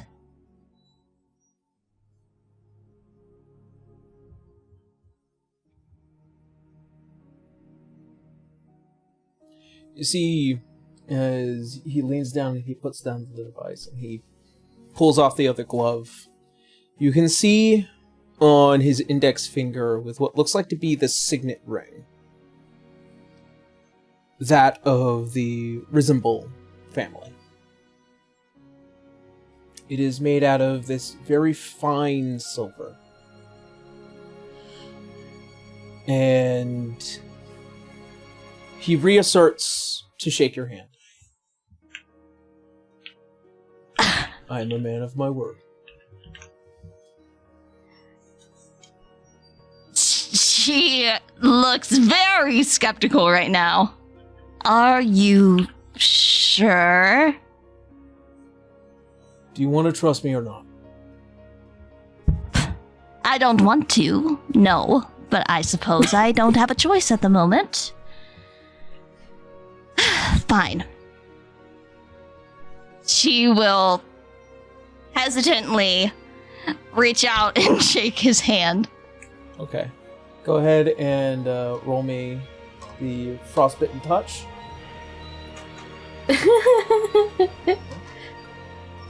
Okay, 4 cold damage. The lowest damage, damn. Okay. As you do, there is something surprising about this. Only Archfey can really do this. There is almost something cosmic about them.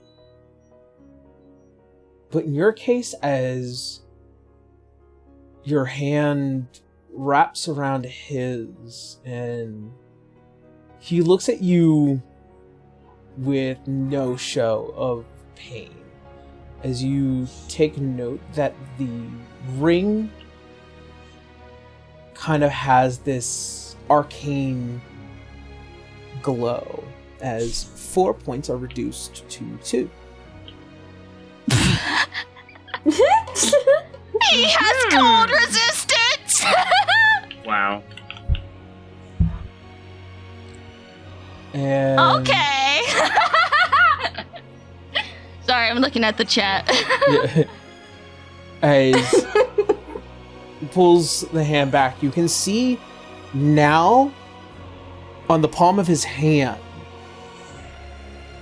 magic, as the imprint of the Fellwood family now rests on it.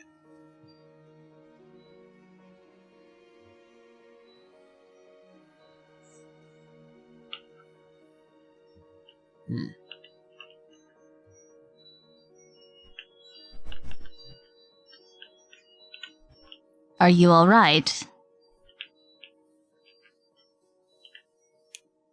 I'm good. Are you alright?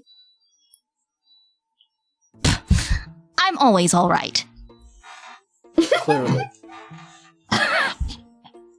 What are you smirking for? Nothing. As he kind of just slips the glove back on. Now, that's all covered in a way. Can I continue doing my work in peace? Very well. I suppose no harm done.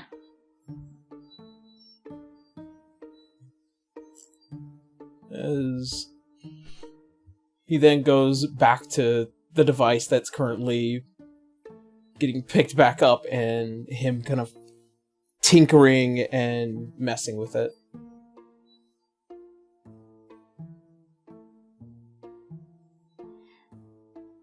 Briar will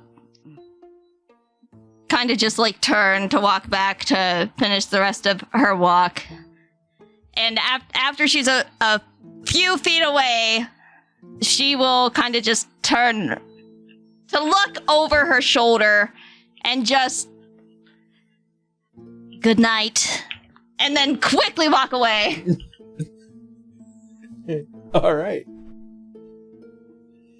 As your watch comes to an end with the back and forth with Ian, you see as Amon-Ra, as he steps out, he is shirtless. Woo! There is Significant. it is like looking at a tall glass of Celsian chocolate milk. Oh, that's a visual. Yeah. Mhm. That is quite a visual. Yeah. I made a hot guy. I win. You did. You did. You made a cutie patootie. And you can see as he kind of begins doing a little bit of armoring himself before taking his watch. And let's see. Nothing eventful happens during Amon-Ra's watch. as Ian and Amon-Ra switch places.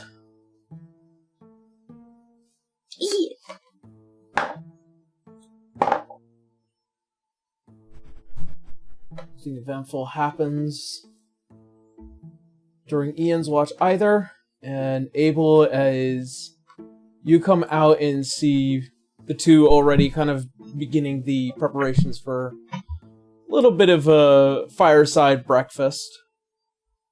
Your watch goes relatively unhindered.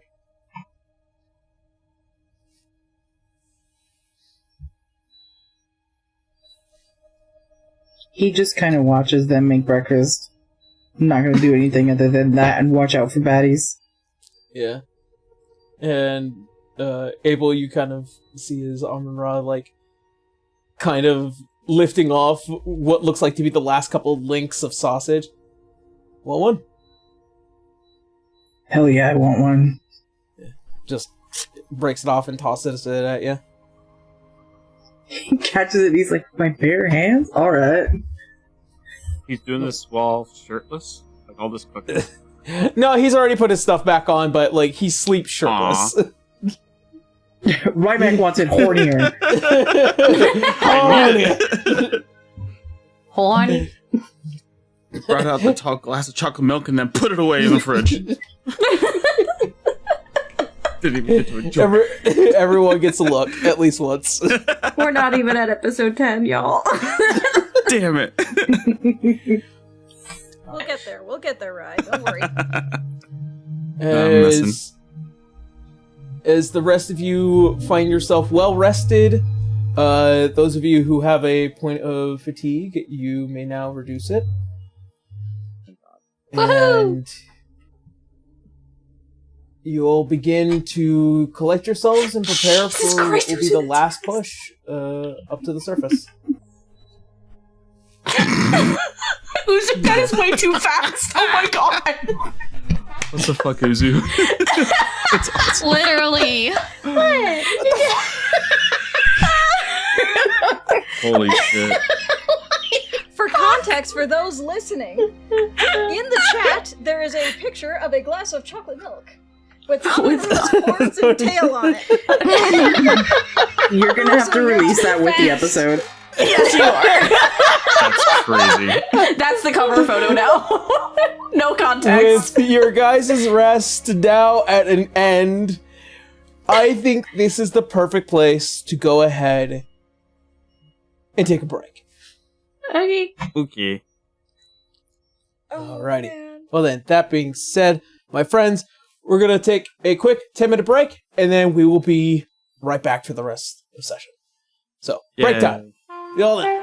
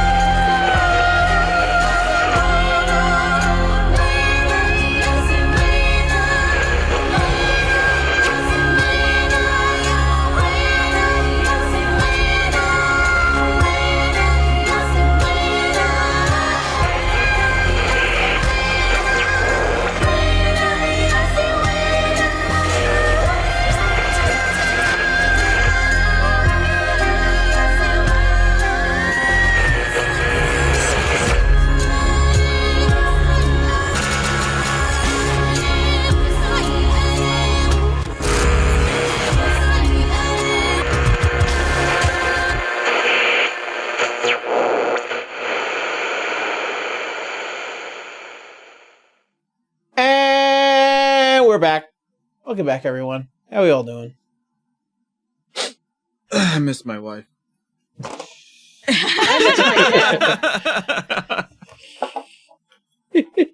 I miss my sequence. dad and my brother. It's not a competition, Briar. All right. What is this, shit. the Sad Olympics? Right. It's certainly Race the to the Winter Sad bottom. Olympics. Race to the bottom. Now we're here. Alrighty. Well, then, that being said, let us go ahead and press onward, my friends.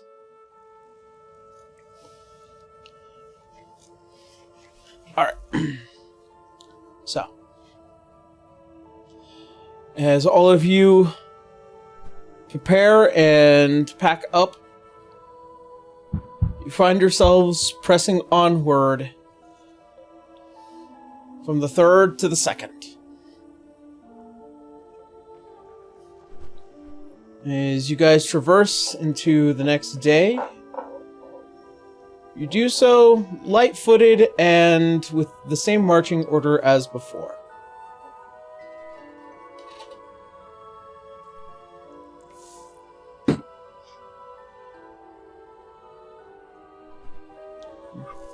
So how'd you sleep, Beowulf, now that you had an actual mattress? Like a baby rock?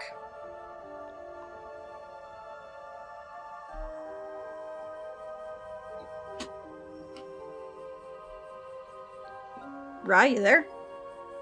Oh, sorry. Wait, where's Rimac? Rye? What's up?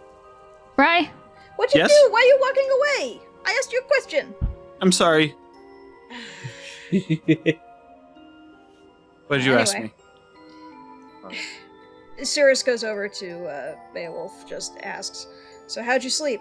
Like a baby rock or some other simile?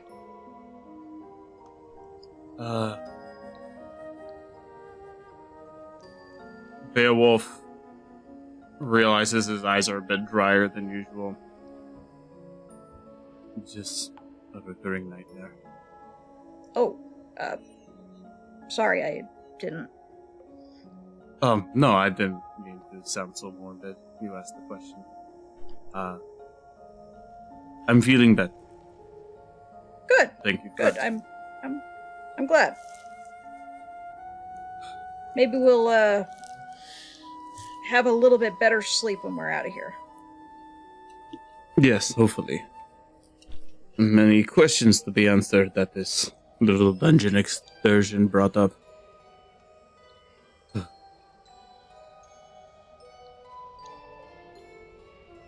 I don't suppose there will be more like this? Is this what this guild does? Is just venture into this dungeon over and over? I imagine there's more to it than that, but this was just a job that we had taken up, so I imagine other jobs take us maybe outside the city or whatever. I don't know. I see. Fair point. It's strange. You can serve an entire campaigns with soldiers and not get to know them as much as I've gotten to know this small crew we've assembled. What is it? What was the name you came up for us? The Six Fangs? Yeah, the Six Fangs. And I figured we've got those two. Nods at Briar and Abel for obvious reasons. And then we've got Vale. Nods to her underbite fangs. Then there's you, with your name, Wolf. And, well, I guess Adara and I are still kind of figuring ourselves out, but I think Adara mentioned something about her fighting style when she was training, something wolf-like about it. I don't know all the details, she'll tell you more, but... and then the six of us? Why not? Fangs. It would make sense. I like it. A lot of similar motifs and themes. Yeah, it's pretty funny how we all ended up with that. A coincidence, Like it some might might have- say. It might have been. It feels like it might have been planned, but also an accident? I'm not sure. Cosmic coincidence, I guess. I do believe in destiny. As one of Roya himself that was led into the battlefield to fight on his behalf, I do know what it's like to be called to something and feel like you're fulfilling it properly. It is a fitting name. Good, because I didn't have any other ideas. It's I hesitate on names. Perhaps I shouldn't just be a motif to you all. Though my real name isn't that much farther, I apologize. I'm not good at this. You may call me Beowulf. Beowulf. I like that. Yes, It's a good name. thank you. Thank you. Uroya gave it to me himself when he made me a member of his ranks. Pretty substantial. I didn't get much of a chance to know Roya personally, but kind of knew him through Mom. Well, what did your mother do? Well, she is, to put it simply, a right-hand mage. She's his advisor. Really? Well, his current one. He had someone else before, but she's doing other things now. But yeah, she does good work with him. Well, Had that to is help good. him a lot with catching up after the chaos of the age turning. We'll be able to give you a little bit more details on what happened with like history books and things when we get to the surface. But yeah, I appreciate it. There are still a few facts I'm missing here and there. well, hey, Adara was a little bit more the history buff than I was, so maybe she'll be able to help out a little bit more. I see. You, have your, nose in the gears and cogs, as they say. Yeah, I'm much more a hands-on learner rather than a book learner. Like, don't get me wrong, I can recite a few good things, but if it's not engineering related, I want to just fall asleep when I'm reading it, you know? Of course. The brain is merely another muscle. Yeah. So, I tried my best to work it out, but at least when I found engineering, that was something that I could do. Well, it is good to find your purpose.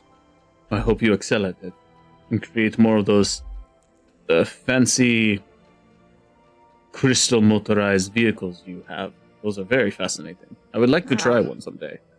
Perhaps when we Well, return to the surface. Yeah, I'm still in the early stage. I can't quite make something quite like that, but I can certainly work to repair something like that. And if you'd like, I can take you on a ride with the Ven Reaver when we get back. That does sound very exciting. Well, cool. And he'll do a hearty smack on Beowulf's back. All right, let's get going then. All right. As you guys continue walking forward,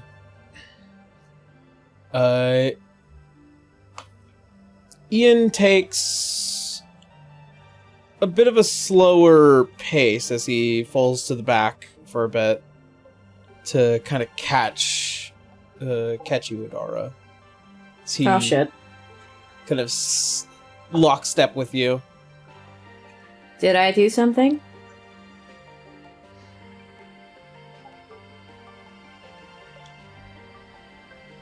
I'm sorry. the most confused and shocked look crosses her face, like,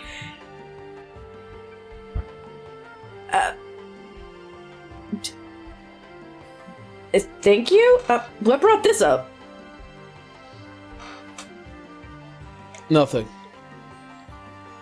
Don't start lying to me. Nothing.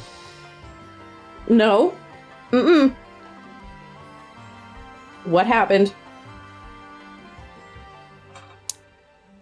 Nothing. You know, it sucks when I can see you choosing to withhold and lie to me now. Make an insight check. I have she's got 2 experience dice on these. Expertise dice on these. Oh gosh, okay. Wake up. Grab a brush on the alright. 16 plus. Where's the insight? It's a flat roll plus the D6.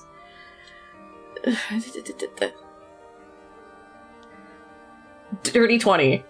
Dirty 20. To him, something might have happened, but like he's obviously playing it like this is his choice. I know, but she's like, yeah. We had a conversation before, and it was like pulling teeth, you know? Yeah. But it's just him as he looks at you. We're gonna do this whole rivalry thing. I want to do it right. So That's I'm sorry. fair. And anything that I do wrong in the future can be accounted for our rivalry. Well, that or it seems Briar will kick your ass otherwise. There's a slight shivery shake to him a bit. Uh-huh. She,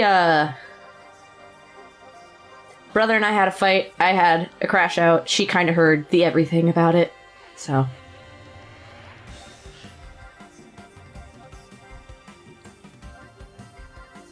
Yeah. So that's why she seems to know a lot more about what's happened between us both.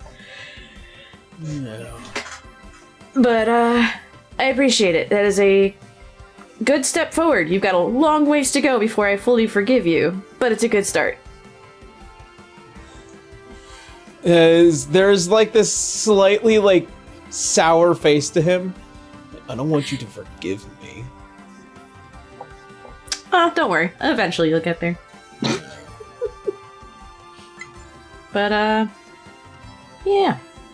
Excuse my shocked face. Like, earlier we, could almost get into a fight, so... Didn't expect this. This is a interesting change of pace for you. Yeah. Yeah. Don't worry. It'll get easier over time. She pats his back. As you go to pat his back, he does take a long step to the side before you could even make connection. I swear I don't have cooties. Oh my gosh, child.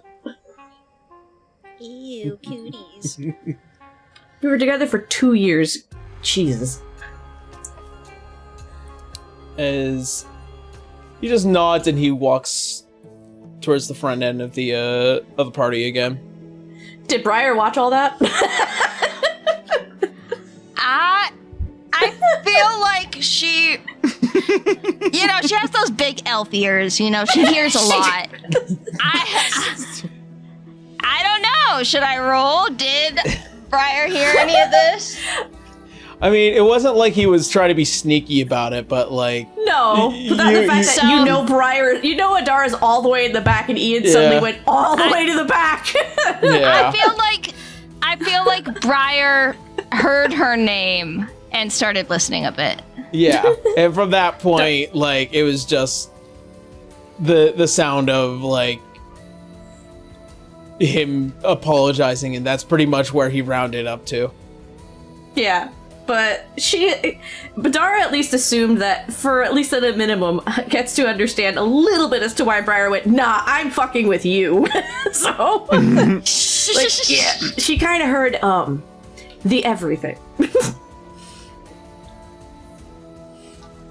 Briar is also, surprised, to, get at least a gist of that apology because she knows that it's because she called him out like, hey, Adara had to come to you. Well, eventually if you hear that part, because I guarantee you Adara will probably tell you this later.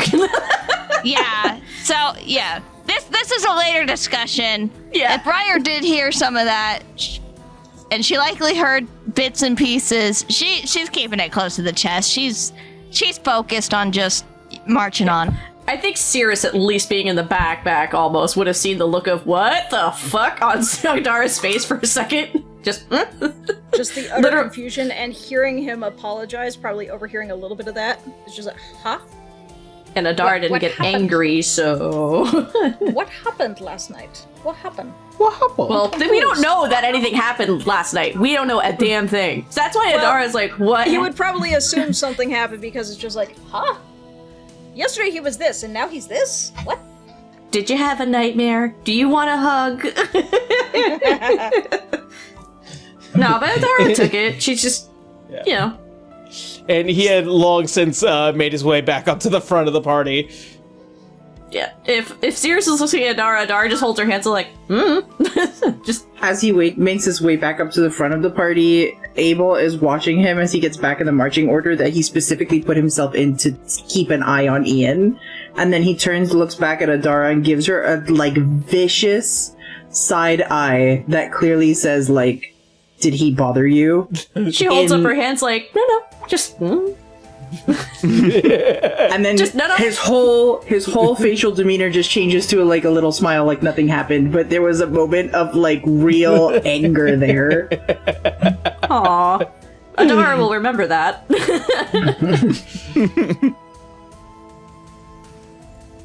But yeah, she kind of gives that look of no, we're okay. Basically, we'll explain later, I guess. Yeah. Alrighty. Well then, as you guys press all the way through the 3rd floor, you find yourselves on the 2nd floor.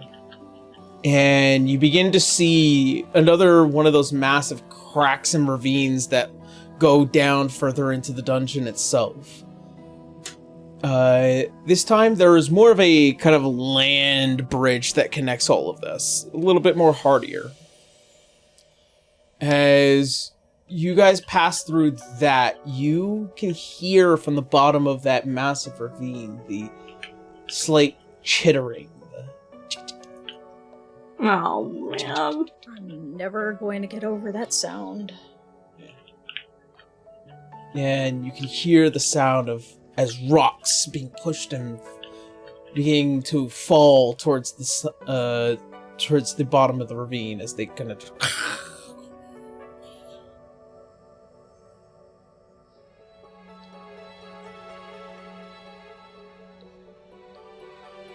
I'm a little surprised we didn't encounter anything in the last floor.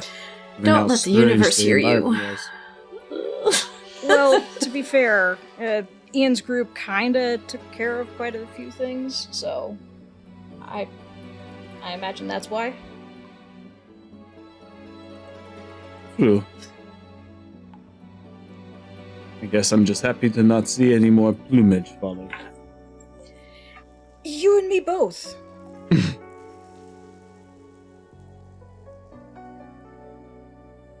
So what should we know about this 2nd floor? And I turn my gaze to Ian and Amun-Ra. Well, as you see as Amun-Ra kind of looks back, this is where we had found ourselves earlier. We were kind of doing some reconnaissance work from what the tower was asked of us. After we managed to finish our inspection, we received notice that you guys hadn't returned from your extermination excursion.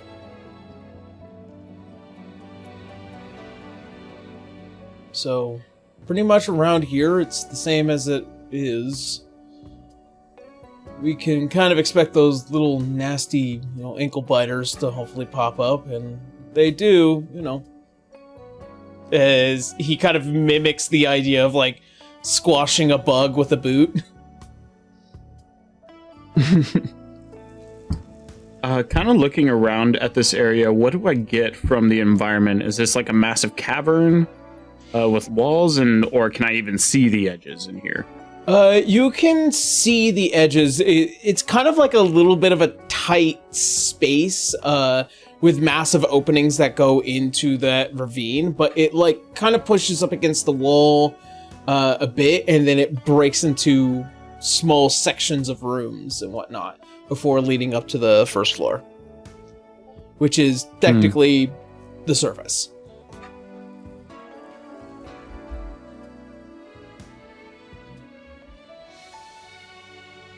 It's so enclosed in here. You wouldn't expect there would be a hollow inside to one of these walls that would lead straight to the 10th floor. Is this the first time something like this has happened?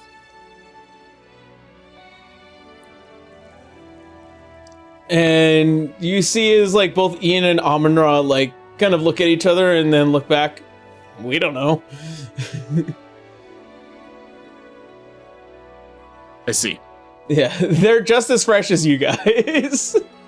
Gotcha. Yeah.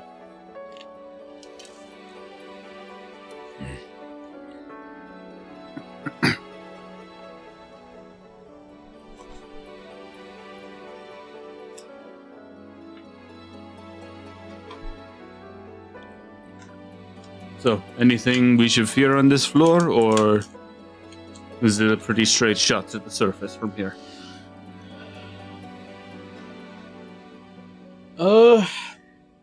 Well, like I said, let's just hope there's no one of those little ant haglings. So basically, watch your step. Okay.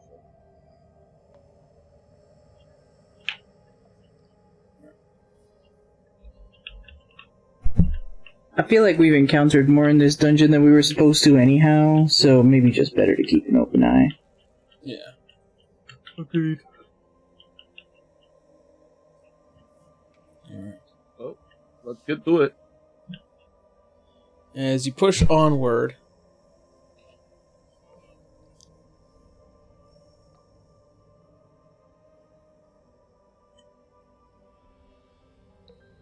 you find yourselves kind of worming your way through and hitting that bottom trail that like where you guys had initially split off.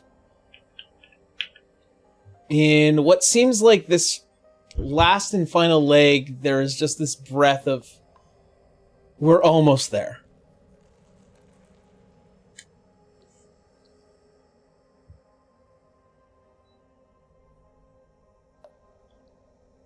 There is a hovering butt in that sentence. Adara. It's load bearing. Yeah. The load-bearing Oh no, we'll butt. explain load bearing later. Yeah. We'll explain load bearing later. But you're gonna have The to load-bearing ass. Let's go. Just like Vale. Holy shit. Oh god, This box- anyways. There's So the load. powerful. All right.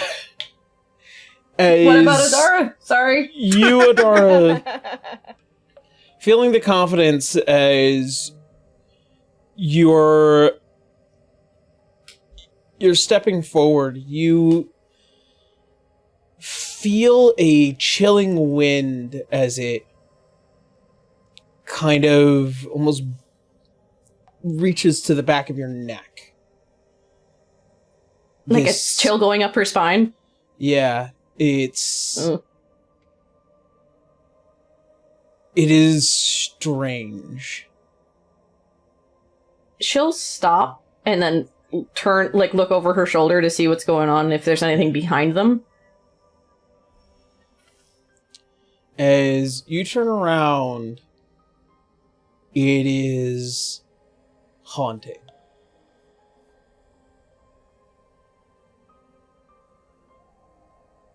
As you stare into immediately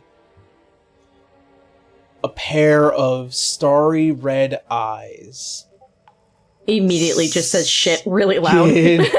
As pale as the night itself, cloaked outfit as black as the between the stars in the sky. And She already has her weapon out, and she's not being quiet about it either. This large fanged maw as it reaches towards you. She ain't gonna just take it. Yeah, as you go to swing, go ahead and roll me an attack. Okay, dice. Let's do it. I'm gonna launch it from the case. Don't fuck me over. Oh no! It's a 3. Ignore the 20. It like bounced in the case, so that doesn't count. So it landed on a 3. Fuck me. 3. All right. Yeah. As Unfortunately, I'd love to take the 20, but that just kind of bounced up and down, so it didn't actually roll. Yeah. As you swing around with your blade, it hits the neck of this person and it breaks across it. I broke my sword? Yep. I didn't roll a 1, I rolled a 3! What the fuck? As it snaps across the neck, it is like you swung at pure steel. And you see as the top half of your blade goes swinging and just as it lands off to the side, and you I have no weapon now? you have a broken sword. Oh, joy. Okay. As you now stare into the cruel, joy-filled eyes of Jerlin Ravensborough. Great, and if I'm going by terms of fighting, and my sword is only 5 foot reach, if I step back, I'm fuckered. Yeah. Well, you've already made your attack, so... That doesn't mean my movement got used up, however. However... Make me a contesting strength check with me. Strength? Acrobatics or athletics. Either which way, they're a flat roll. Oh no, the athletics has a +2. I'm wrong. 17. 17? No. Of course not. As It's a suddenly 20. the Of course not. rush of a hand grips around your neck and lifts you high. Cool, now I can't say anything. Boy, it's As, a good thing you already said something before this. Yeah, she yelled Yeah. the word shit as she turned around and swung Yeah. the sword all in one movement. as all of So do you we- panickingly look back and see that a Jerlin Ravensborough is now kind of holding Adara by her neck.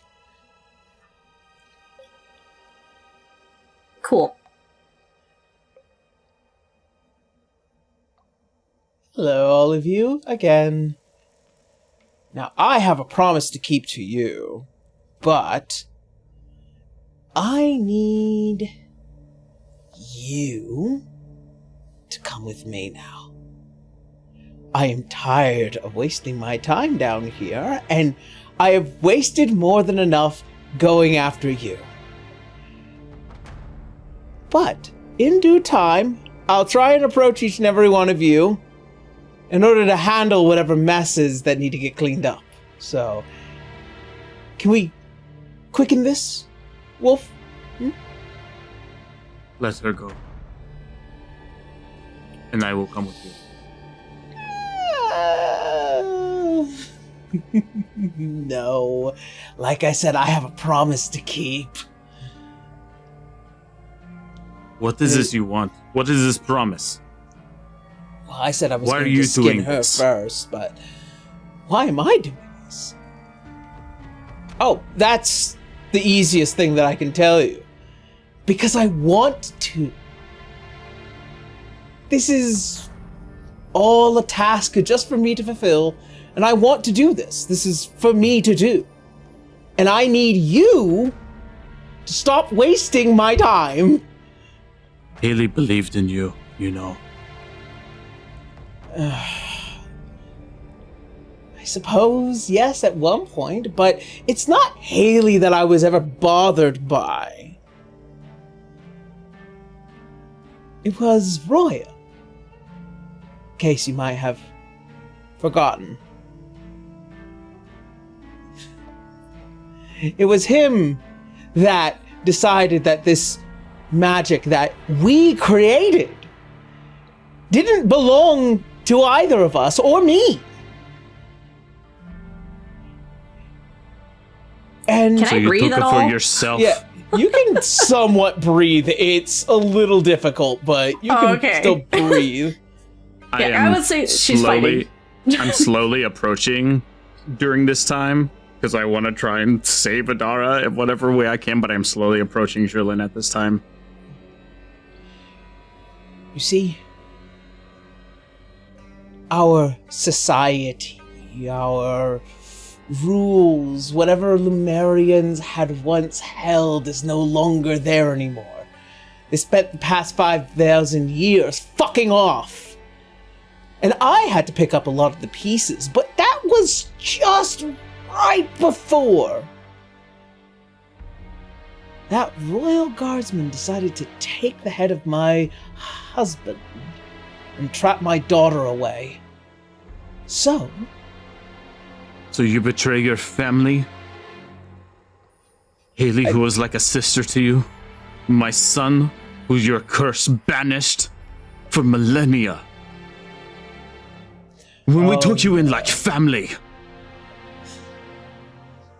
no, Kaurul was his own type of fool. His curiosity got the better of him. But for me... Can I?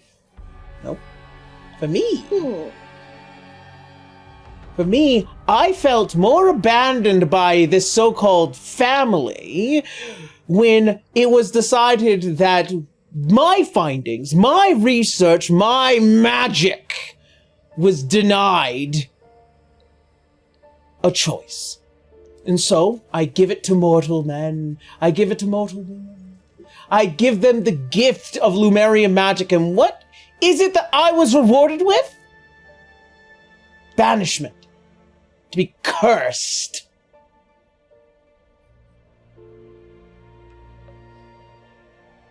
Where was my family then, Beowulf? Trapped and imprisoned within stasis. Lost to time. Banished to the outskirts of the world. Because you couldn't see beyond your own selfish desire to share this power with everybody that you've forsaken the very people that you built it with. You only had yourself in mind. You cast out Haley like she was nothing.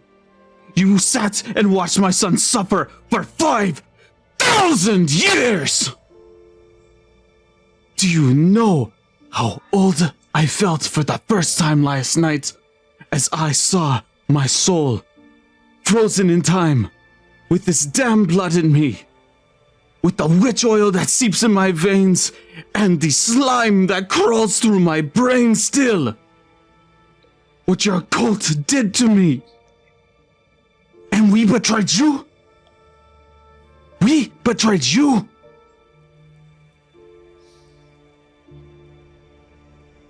That is just a drop in the bucket for what I intend to do in the future. As you see as she begins to kind of just raise Adara a little bit higher. Can I produce flame right on her arm since I'm probably gripping at it? Sure. Yay! That's what I wanted to ask, because I'm like, she's not entirely defenseless. Unhand her. Yeah, Put my as... sister down. Okay, that one's a 20. That one's a nat 20. Okay, roll damage. It's just gonna be, I know it's a spell, so it can't actually crit, but whatever. It's gonna be 5 points of fire damage to try and get her to let go. Okay. Go ahead and make another contesting strength roll for me. Okie dokie. It's a 6. It's a 6. Nope. She's still holding on to you, and she now tightens the grip even more to the point that you are now suffocating. Of course I am. I have to try. Can Briar take an action to try to intervene at all? She's probably gonna use me like a shield.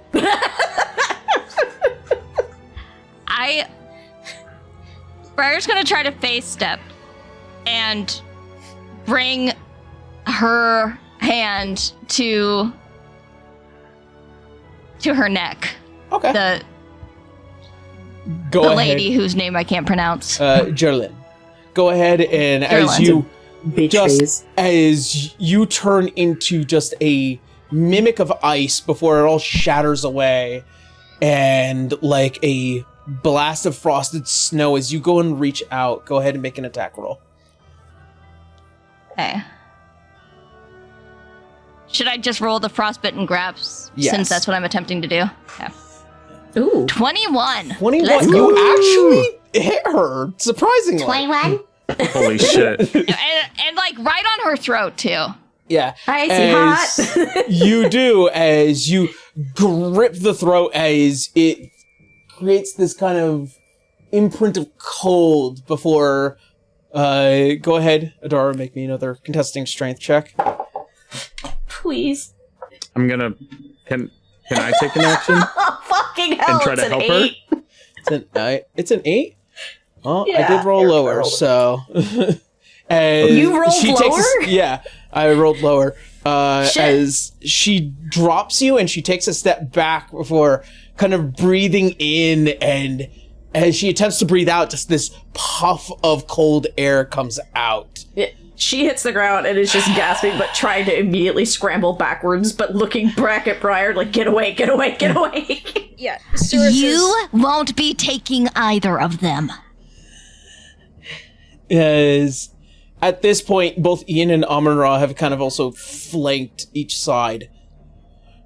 We need to get up to the surface right now, or else we're going to be facing something that obviously Baracus and Zeratungi did not manage to kill. I'm Abel allowed to yells, stand up, "Adara." right? Huh? Yeah, is she allowed to stand up or no? Yeah. Okay, so she's like scrambling to her feet and she just looks back at Abel. She just had her throat crushed. He throws her his spare sword. That's his family sword he throws her. Okay. She'll catch it. Sweet. She'll drop her broken one. Let's go. Yep. Beowulf will step forward and interpose himself between Jerlin and everybody else, maybe 10 feet from her, whatever the distance is, but getting right in front of her as that blue Meister magic starts to return. And Beowulf seems to be enshrouded in total darkness for a moment before there is this rippling of chrome and platinum as he dons a suit of armor none of you have seen before,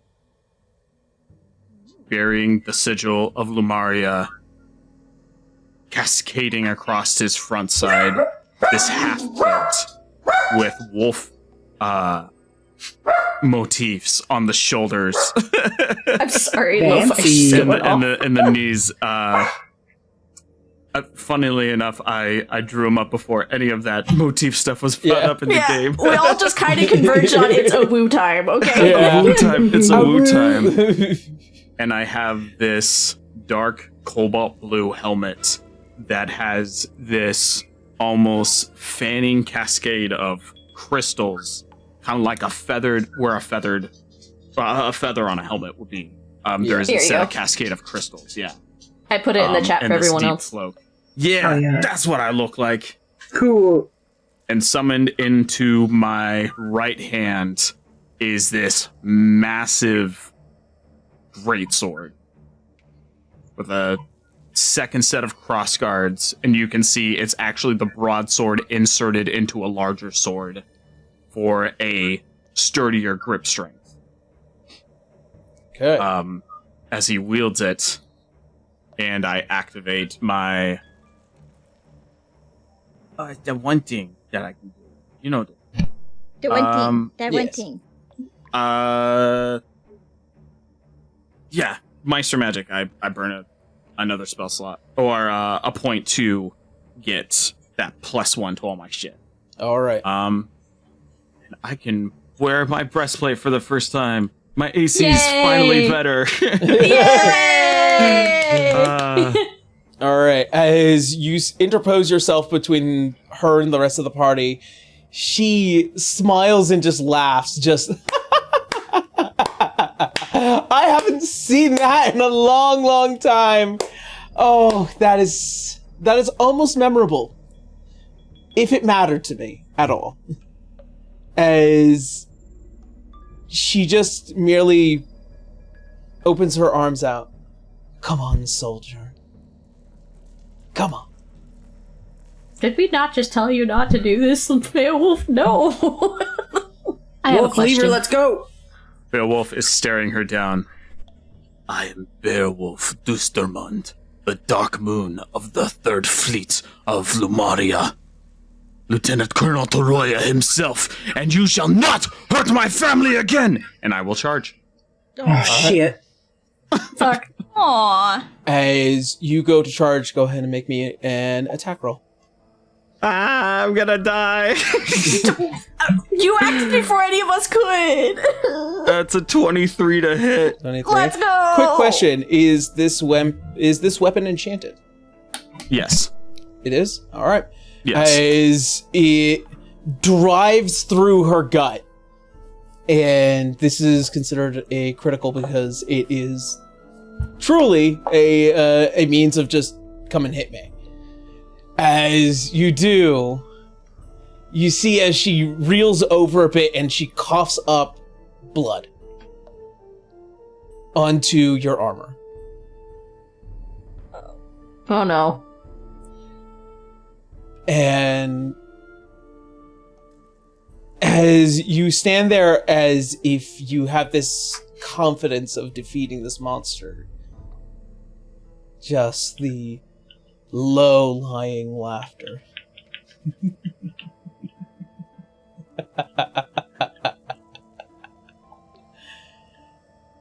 Foolish old man. As the head turns and it looks you through your helmet. Don't you know? I can't die. And with a swift swipe of the hand, the nails so sharp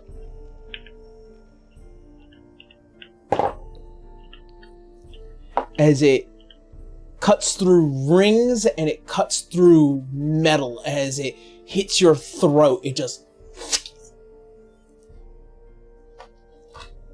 You take...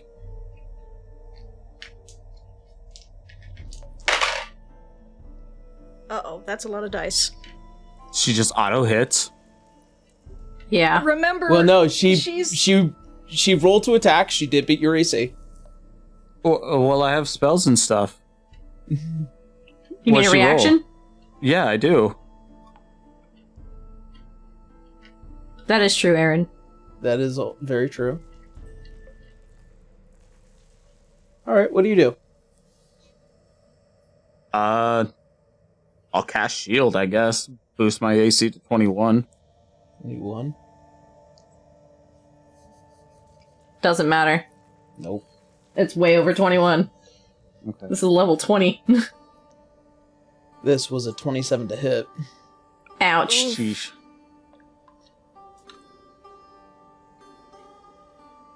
You I take... should have silvery barbs. Yeah. You Yeah. decided shield. Unfortunately, no.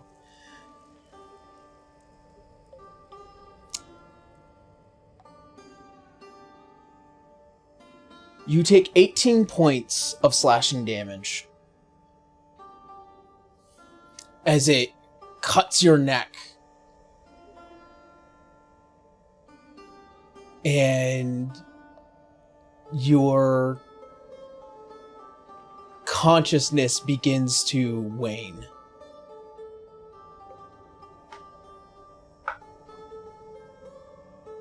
Was that all of your HP? Oh, yeah. Oh, fuck. I have We're 13 not hit leaving points him. max. I don't think we ran just yet. We're not leaving him. As you feel the entirety of the weight of your armor actually bear on you, you just onto your knees. And as all of you go to rush and go Adar's still after there. him. there is a burst of flames Uh-oh. as if the entirety of this massive tunnel is wreathed at each possible side before you see a pair of massive burning wings as it connects with her face and she gets sent barreling down the darkness. Bye, bitch. Fuck. Yeah, Sirius Adara's is not going to pay attention to that. She's paying attention to getting Beowulf away and up, Yeah. and probably as fast as she can to Vale. immediately. She is.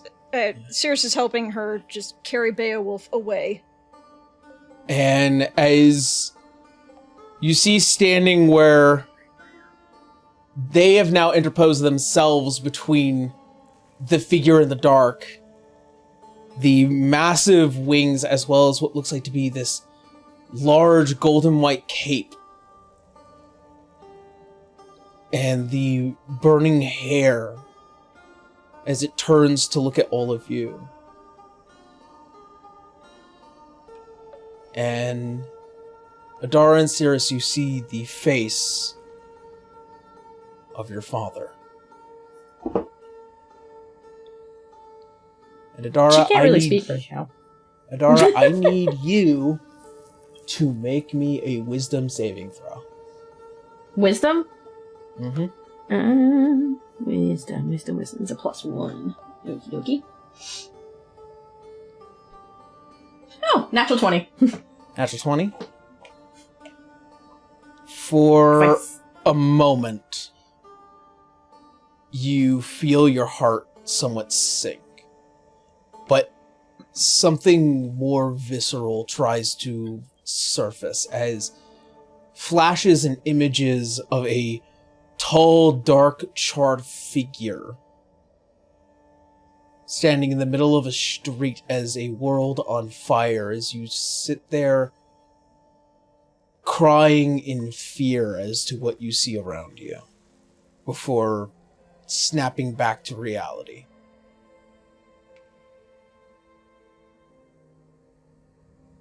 Like a memory? Yep. I'm guessing this is new for her. I don't think she's had one of these before. She's more so confused then. And in shock, but also wheezing and also dragging a fully armored Beowulf to Vale. And by next, you see as he lifts the staff, as he taps it down, you see a barrier beginning to build behind him and the wings as they begin to dissipate into the darkness. As he then pushes up forward past the party.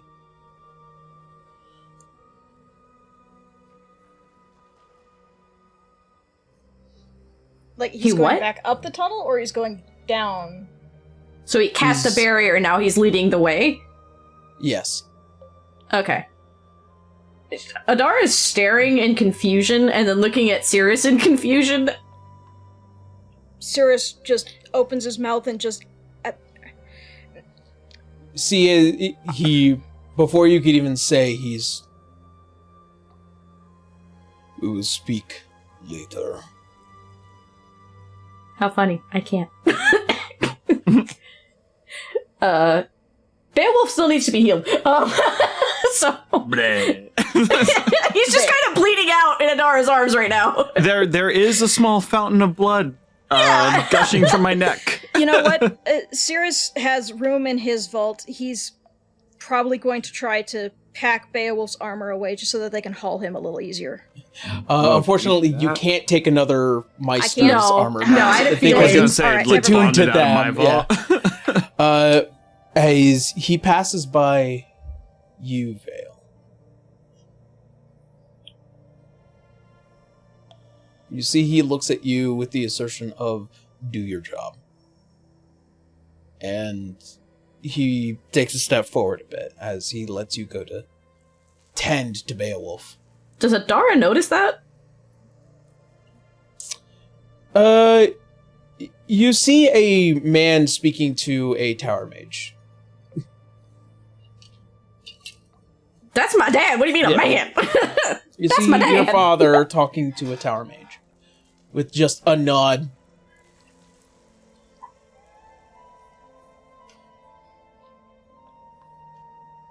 Who's who? Yeah, he'll. Oh, okay.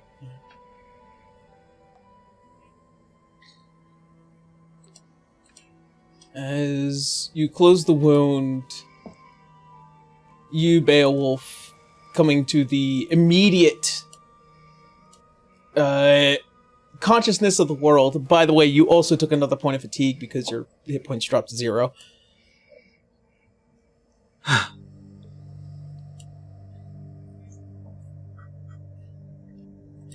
But you are awake and you are alive.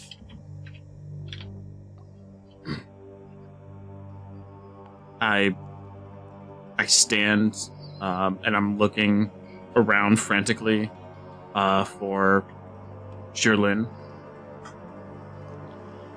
There is this kind of blade-like barrier, these kind of sharp diamonds that elongate in the general direction of where she came from, and she's nowhere near to be found. I However, look to Vale and the others. What happened? yeah.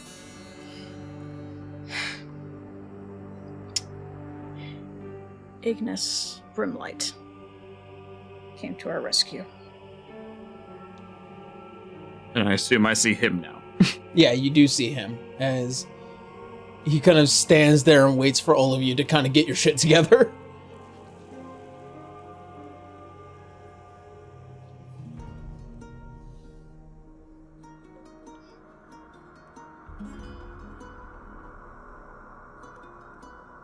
Come on. We gotta get out of here, Beowulf. Abel's gonna help Beowulf up. I accept the help. Kind of sheepishly. It's alright, let's go. Briar's nearby, wishing that she could like help support the weight, but knowing she can't, she's close by for moral support. Abel's gonna look at Briar and kind of like make motion with his eyes towards Adara, like What, Briar sorry? will nod and go check on Adara. okay. She'll just kind of like she's okay. Like, I don't think I took any damage from that, did I? No. You were just being suffocated until you... Yeah, so like, flavor text, she's, her throat hurts right now.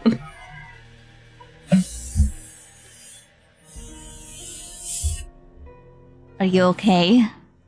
She just nods to her, it's definitely gonna bruise. As all of you, after being saved for the second time to your knowledge of this figure, you all push for the last length as all of you make your way up to the top and out of the dungeon.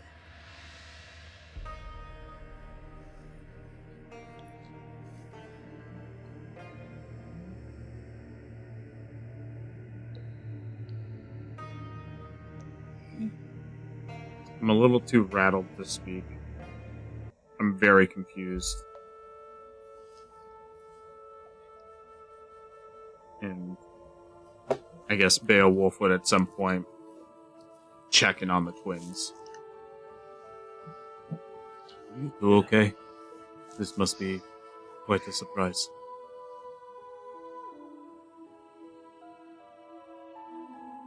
Adara looks very confused and unsure right now, and also wheezy. Yeah. But she's standing, she's okay. Yeah, Sirius is scratching the back of his head, I'm not sure how to respond in this moment.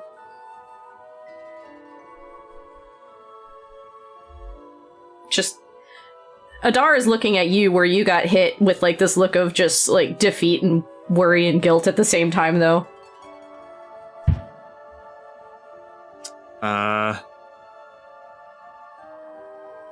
my passive perception is pretty low, so I say I don't clock that. And Wolf is definitely, he's acting quite sheepish himself. He seems a bit withdrawn once again. I can't make the sounds without, like, hurting my own throat, so I'll just understand that she's saying this very weaselly, just, like... For sure. Just... I can't do it without it hurting myself, so I'm not gonna do that. I know that's rule okay. number one It's of okay, voice we acting. know. We know. Yeah, but, yeah. she's just, thank you.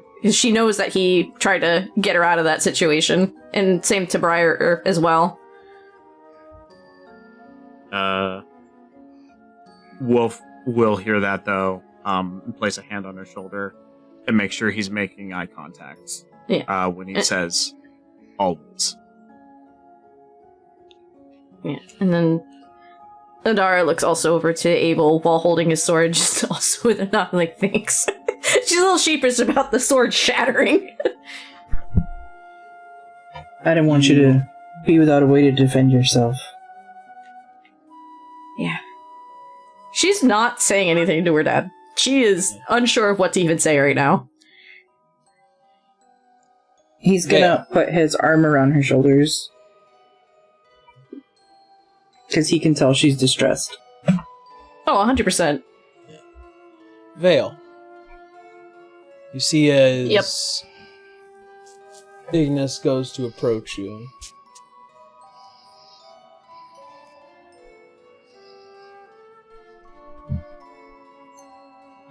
Anything particular to report for the moment?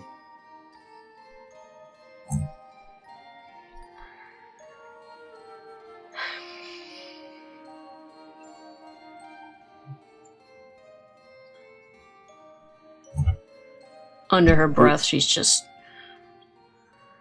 It's not going to work.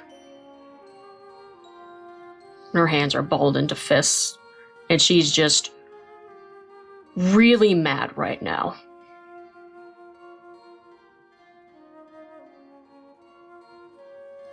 I agree. I sought the guidance of the goddess. And I agree.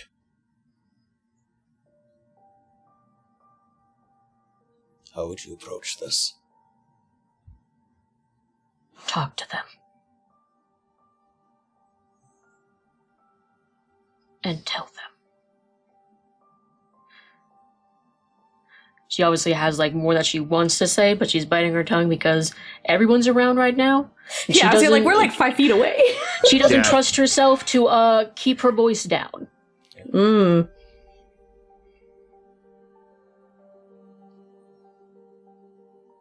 In the coming days, I will send Alram. For the time being, be safe.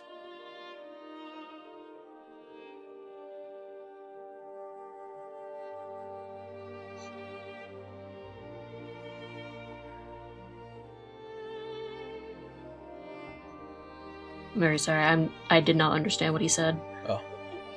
In the coming days, I will send Alram. She will come to collect you all. But for now, there are other matters that need to be tended to. So is he saying that he's going to be putting off talking to them until, like, other stuff is handled, or am I understanding this correctly? He is acknowledging that the next couple of days are going to be a little difficult, but he will be sending technically his secretary, your nanny, nanny, to collect everyone to further discuss these matters. In the meantime, Vale gets to handle the emotional whiplash the twins are dealing with. You need to talk to them on their own.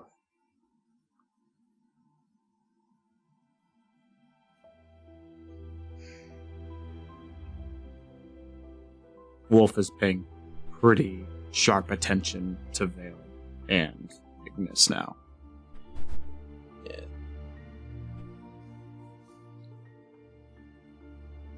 You see as Ignis kind of looks away from you for a bit.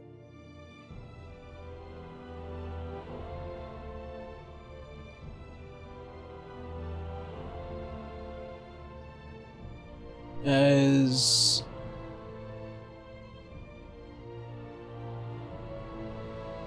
he looks down to you.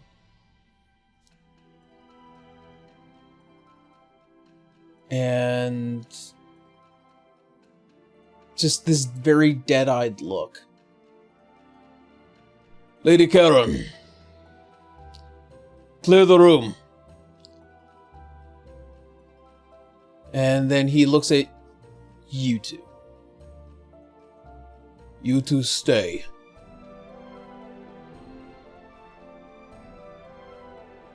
And Adara just kind of looks at her brother, and then the rest of the group just unsure what's going on. you Circe see will, as put a hand on her shoulder. Just, this is a long overdue talk.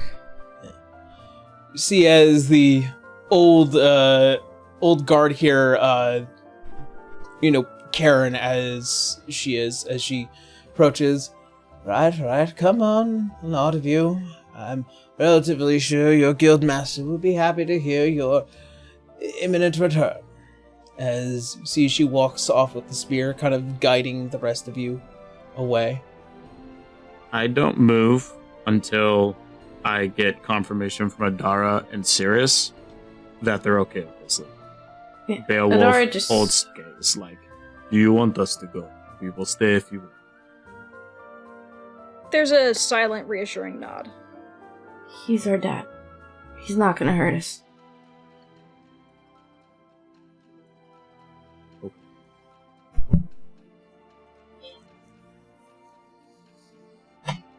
And then I will leave. As the I entirety mean, there's a of look of like a thank you, but you know. Yeah. Yeah.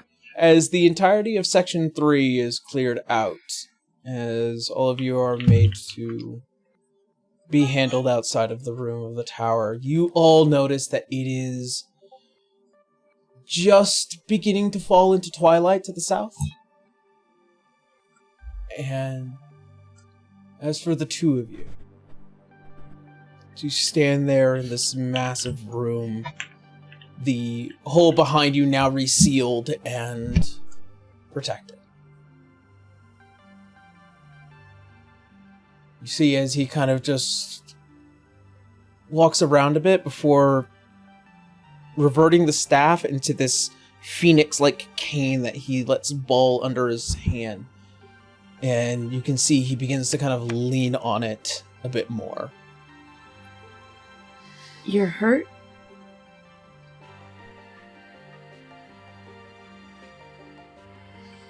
I can't imagine that maneuver was exactly easy.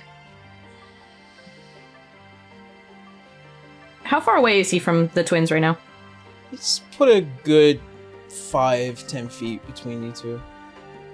Because Adara is kind of like... There's a whirlwind of emotion, but part of her is also just like, my dad's in front of me. Holy shit. She kind of just wants to just reach out and see, like, this is real and not an illusion.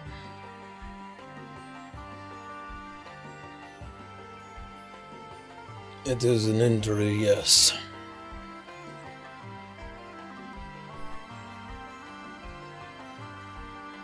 How old of an injury? You were hobbling when we saw you when I saw you last.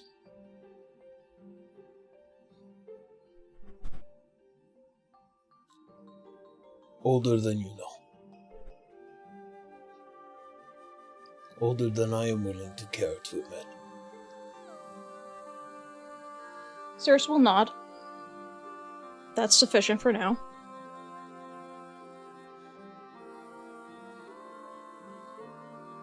Does Mom know you're down here? She does. So that's why she invited us to come here, huh? Player talk. Mom didn't invite us. We had it was like a guild job option. Like, hey, people are looking to have people go into the dungeon shit. It wasn't happening. Oh, I thought it was. I'm so sorry. No, Yeah, no, I'm misremembering. My bad. no.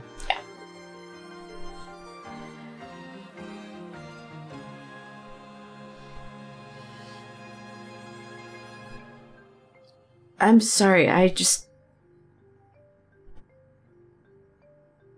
I'm having a hard time believing you're standing in front of me.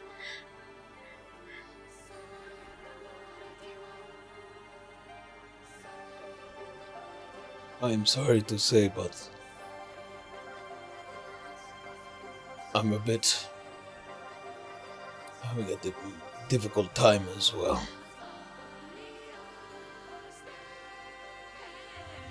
She makes a step forward, but it has that look of like, can I approach you? Like, she's unsure.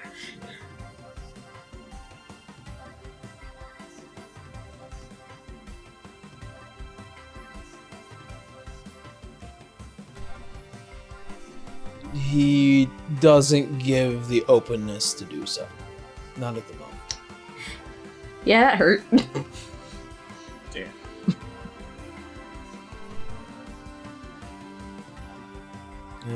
His stare goes back to Cirrus. Do you understand why now I told you what I told you?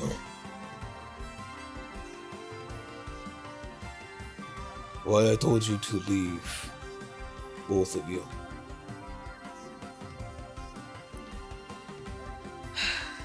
Somewhat, but it'd be nice to have known that beforehand. Nice to know anything. Leave, like, go home? Yeah.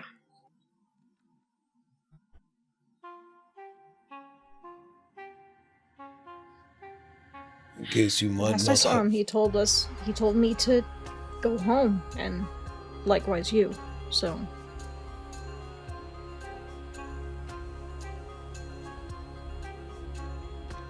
As you may have figured, As he walks kind of in a slight pace.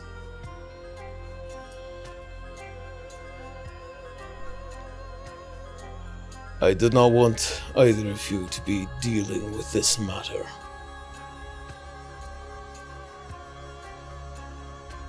Is this why you've been missing? In short, yes. That woman who has haunted us for quite some time is not who she might be perceived as. Aside from dangerous beyond imagining.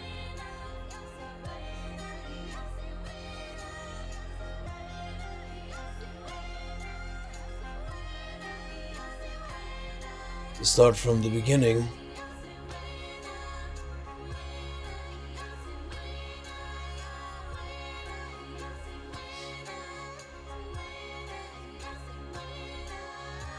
"20 years ago,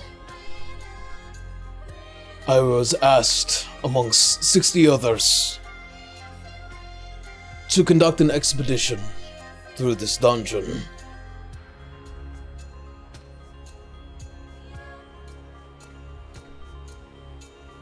When we made it to the bottom, we had lost half.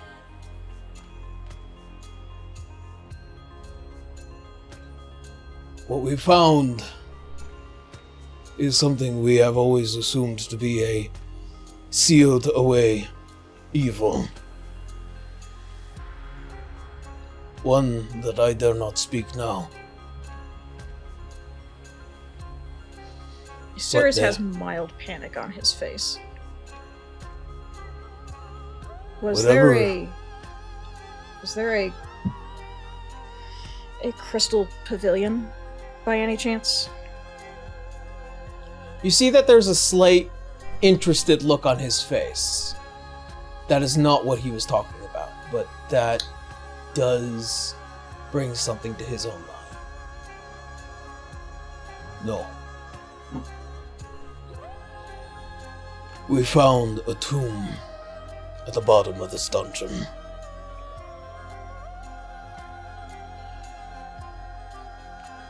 We made no attempt to try and open it. But afterwards, we began to notice those from the rest of the expedition began to die in mysterious ways. It wasn't until my father approached me with the truth. Something Your father?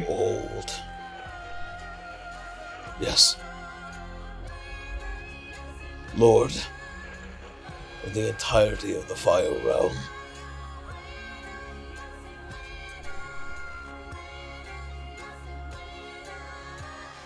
He had warned me of whatever this being is, has friends and allies in very dark places.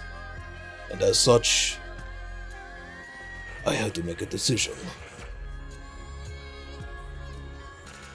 I continue to put my family's lives at risk as they attempt to try and extract me and my information.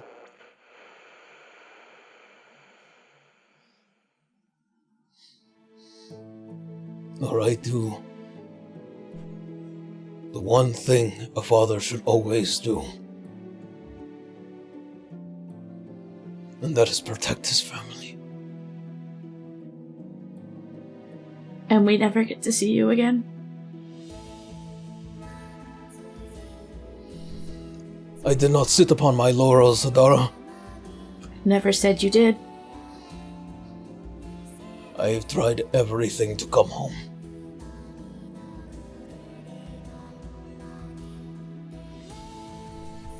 Even now, I still... Sorry. Even now, I still try.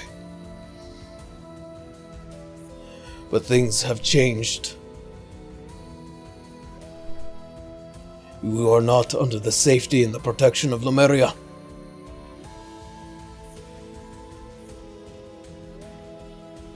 And my efforts are now beginning to wear thin. You are here. They know who you are. And you are just a pressure point to get to me. Then let us help. It's you're sweet. She's giving you that look of like she was just in that bitch's hand like nothing, like a wet rag. She doesn't have that confidence she usually has right now.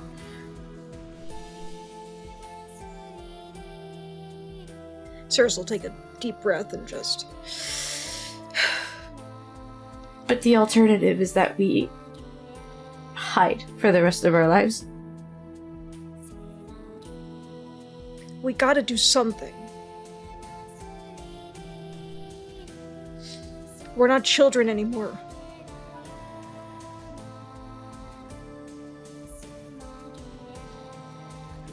And it looks like they're after the rest of our group too.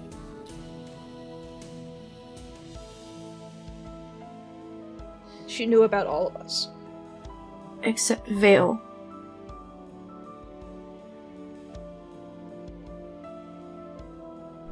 There is a look on his face as you speak of Vale, as he contemplates words before.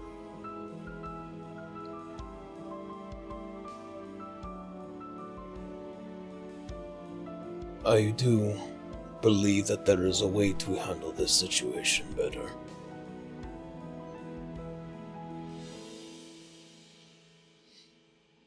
Which is? Sirius is right. You are not children anymore. You have thrown yourselves into the wolves' den.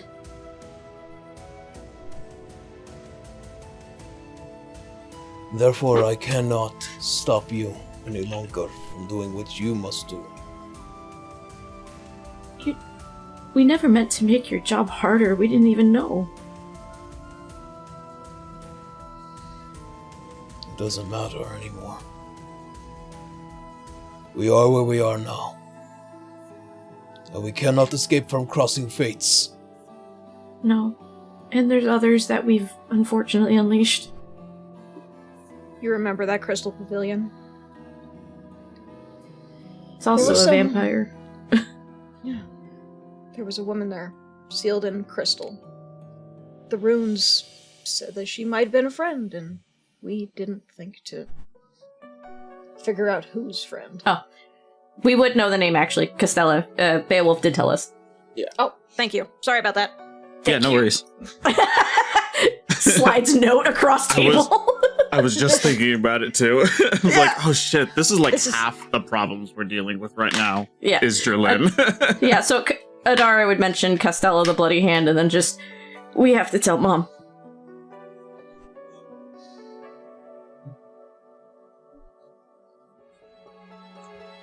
There is a way I believe both of you can help me then. More than just dealing with this new rogue individual within the dungeons. Name it.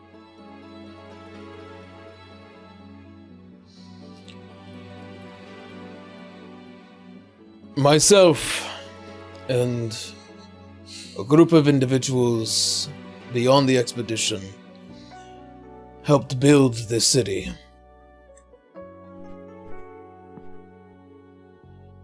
And therefore, it is now my duty to assure its safety.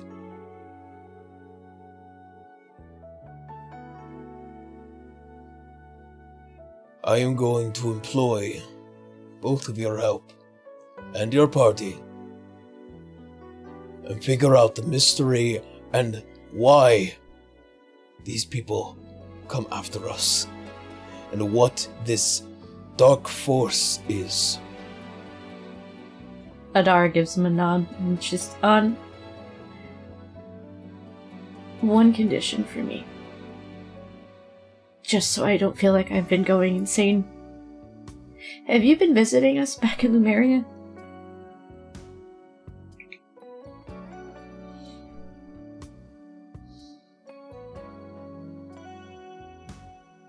There were moments in which I was able to take advantage of time.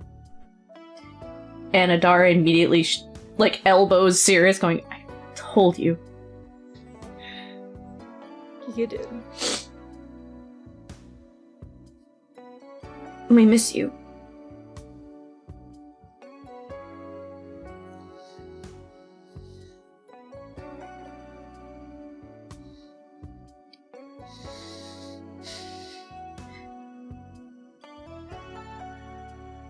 I miss you both as well.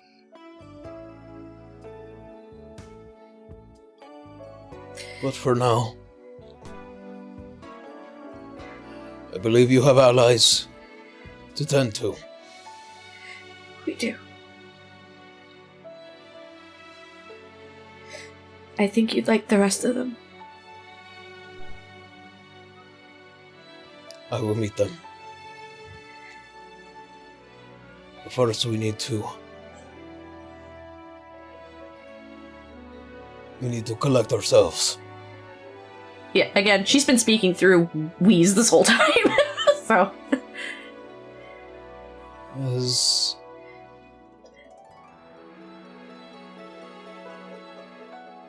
as he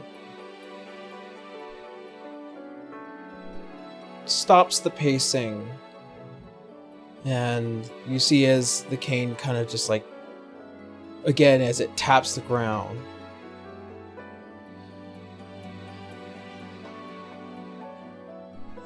I will have someone to send for all of you in the coming days. Yeah. In the meantime, you will be under the protection of the Radiant Knights. okay.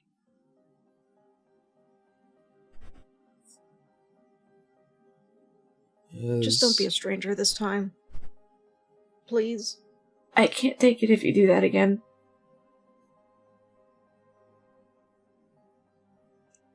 There is something that you can detect, Adara, that is somewhat militant about him right now. That She can he's tell. fighting between fathership and a leader. Yeah. She'd kind of tilt her head at it, going just... I know what you're trying to do, but it's just you and us right now.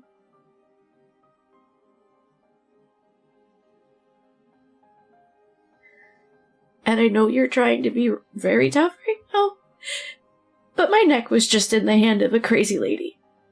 And I'd like to at least see a little bit of my father. As selfish as that sounds.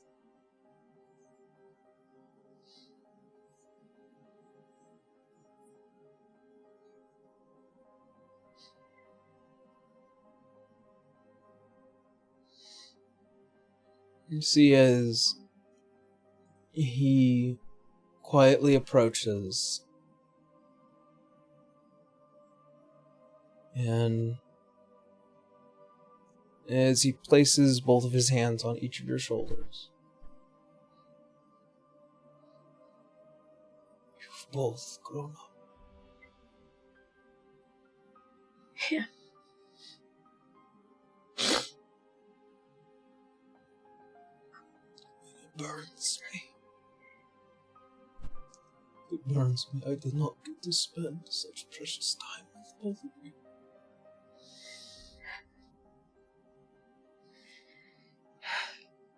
What's done is done. We still have whatever days we have going forward. And we're gonna fight like hell to get them.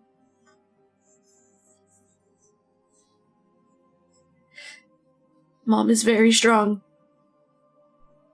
She can't hide the fact that I also know she misses you too.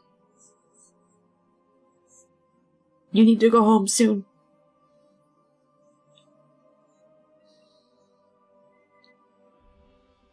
I will.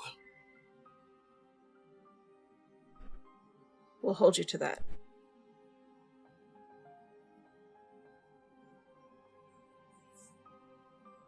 Yeah, Adara's already crying. Like, it's already happening.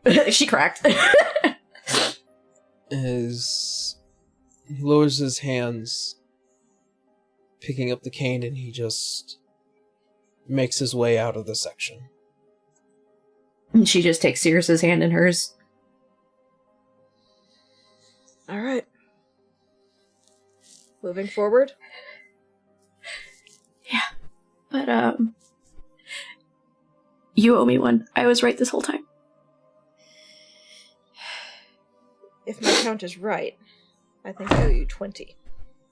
Oh, with interest.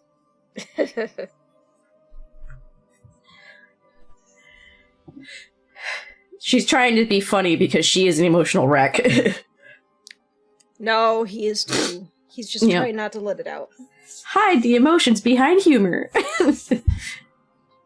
And No, Sirius will take her into a quick hug and then squeeze her hand. All right, let's go. Let's go. Yeah, my neck hurts. Yeah, we'll see what Vale can do about that.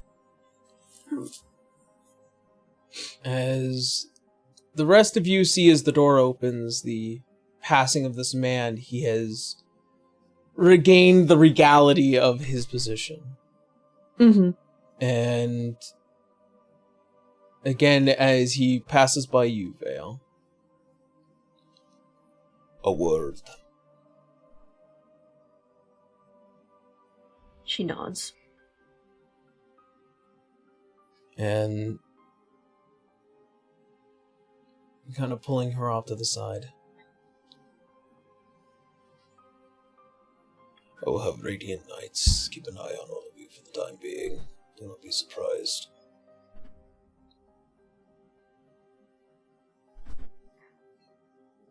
All right.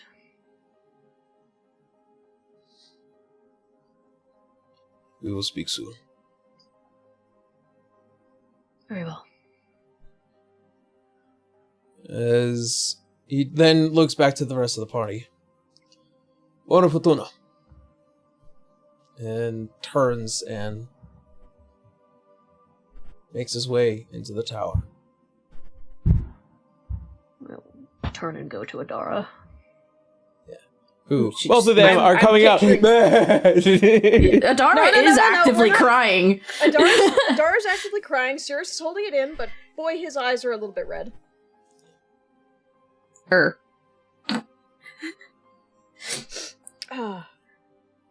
Yeah, we're good for now.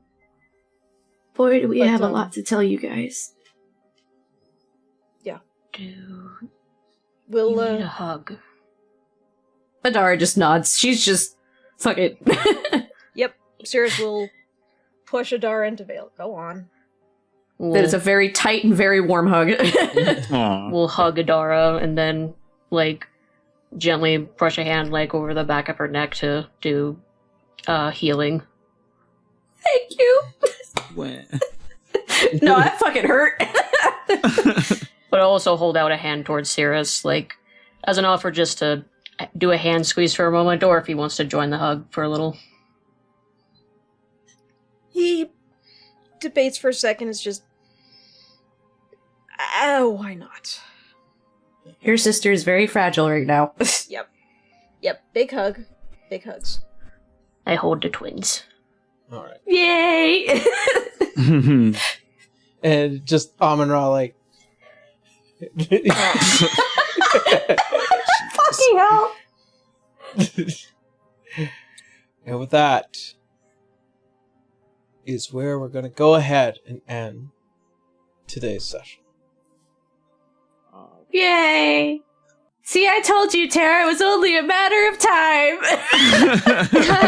And you see, problems can be fixed when you talk to your Talk kids. to your Cadus! children.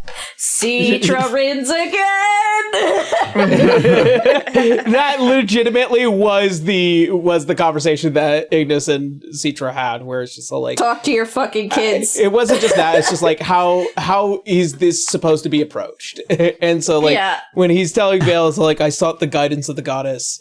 This was the answer. So, yeah, Failed like and right. Alrighty. I'm gonna have someone like Sorry. call your group there. It's like, no, you're not gonna do a group talk. You're going to talk to your children right now. You owe them so much right the fuck now. Yeah, Beowulf definitely would have been waiting near the exit and giving Ignis like eyes as he left. Like, you better talk to your fucking kids. 'Cause you might But lose them also- tomorrow, and you might not know. So you better do this now. Those are my grandkids now. My grandbabies now. If you don't take care of them, I will. There you go. Adopted. Adopted. But yeah, there will be a lot more explanation. Next session is looking to be a RP session as well. But yeah, there's a lot that is going to be discussed. Oh my god. We're Yeah, out, you guys guys. made it out. I'm freaking out. Thank It God. took 7 episodes. I only went down 3 times. Only 3. Only Why three. not more? Every time was more traumatic than the last. You were so noble. You were. Adara's going to remember that. That was Oh so my gosh. anime as fuck. I will say that right now. That was Thank you. really. I felt the that was energy anime, in that moment. yeah. I'm like, yes, Between yes, this is gonna be Beowulf good. and Briar, yeah. Yeah. Oh my gosh. Oh yeah, Briar coming in. Like, Beowulf definitely gets inspired on the battlefield by Briar. I'm starting to notice. Oh, Yeah, absolutely. He nice. I like love sees that. he sees a bit of himself in Briar, and he's like, oh fuck yeah, Briar's out I there. love I'm that. gonna get Love out that. there. Yeah, absolutely. If Briar ever finds that out or ever realizes that, she's gonna feel real guilty that Beowulf decided to take some risk and get himself hurt. But no, Briar was like, okay, Yeah. these 2 people who are, attempting to have a relationship of sorts with me are both in danger. I'm gonna do something about it. Oh man, this is getting so good. Yeah, Beowulf's We going care through some for shit, each but other. he definitely gained a mote of confidence. Yeah. That's my He's been very impressed and kind of just blown away by the kindness of this crew. So it felt like a cool direction to take. Yeah, Briar is in the like, that's moment. my friend. I don't know you. You did do one thing though. I will say you did actually I buy hit them her. enough. You hit her, but also you bought enough time for Ignis to finish his spell to transport there. Nice. Yeah. Beowulf just in that moment, like, she can bleed, she can die. Nope. She goes slash through you like your butter, dude. We're babies compared Yeah. to her. Right. Level 2. Okay. I Before still think we- I'm 5,000 years younger. Yeah. Before we get on into the rest of this, because we do gotta actually jump off here. We're gonna do some quick announcements, and then we're gonna head on off because I gotta get ready for putting up the next episode for stream. So yeah. I am streaming again. I have a little bit of time that I'm making out for myself to do some live streams, more Final Fantasy stuff. I've also added Thursday for my personal streams as well for me and my buddy Devin as we're going and playing Silent Hill because I said I would, even though I'm a big baby for horror games. Yeah, So I It's what the from people across the want. apartment. yeah. So, if you guys are interested in watching me play baby's first horror game in I'm so proud of you. in HD remake of Silent Hill 2, by all means join us every Thursday. Live streams at 4 p.m. Pacific time. And yeah, that's gonna be it for me. So I'm gonna send it on over to Tara. Me. Hello. You can find me on Blue Sky, Tara Corbin BO, or YouTube, Tara Corbin. I'll post stuff someday. If you want to know when, find me on those platforms. Otherwise, not a whole lot for me to talk about right now. On to you, B. Hi, I'm B. I can be found as Pastel Werewolf generally all over the internet. I am getting ready to put some ACEOs up. I'm trying something new.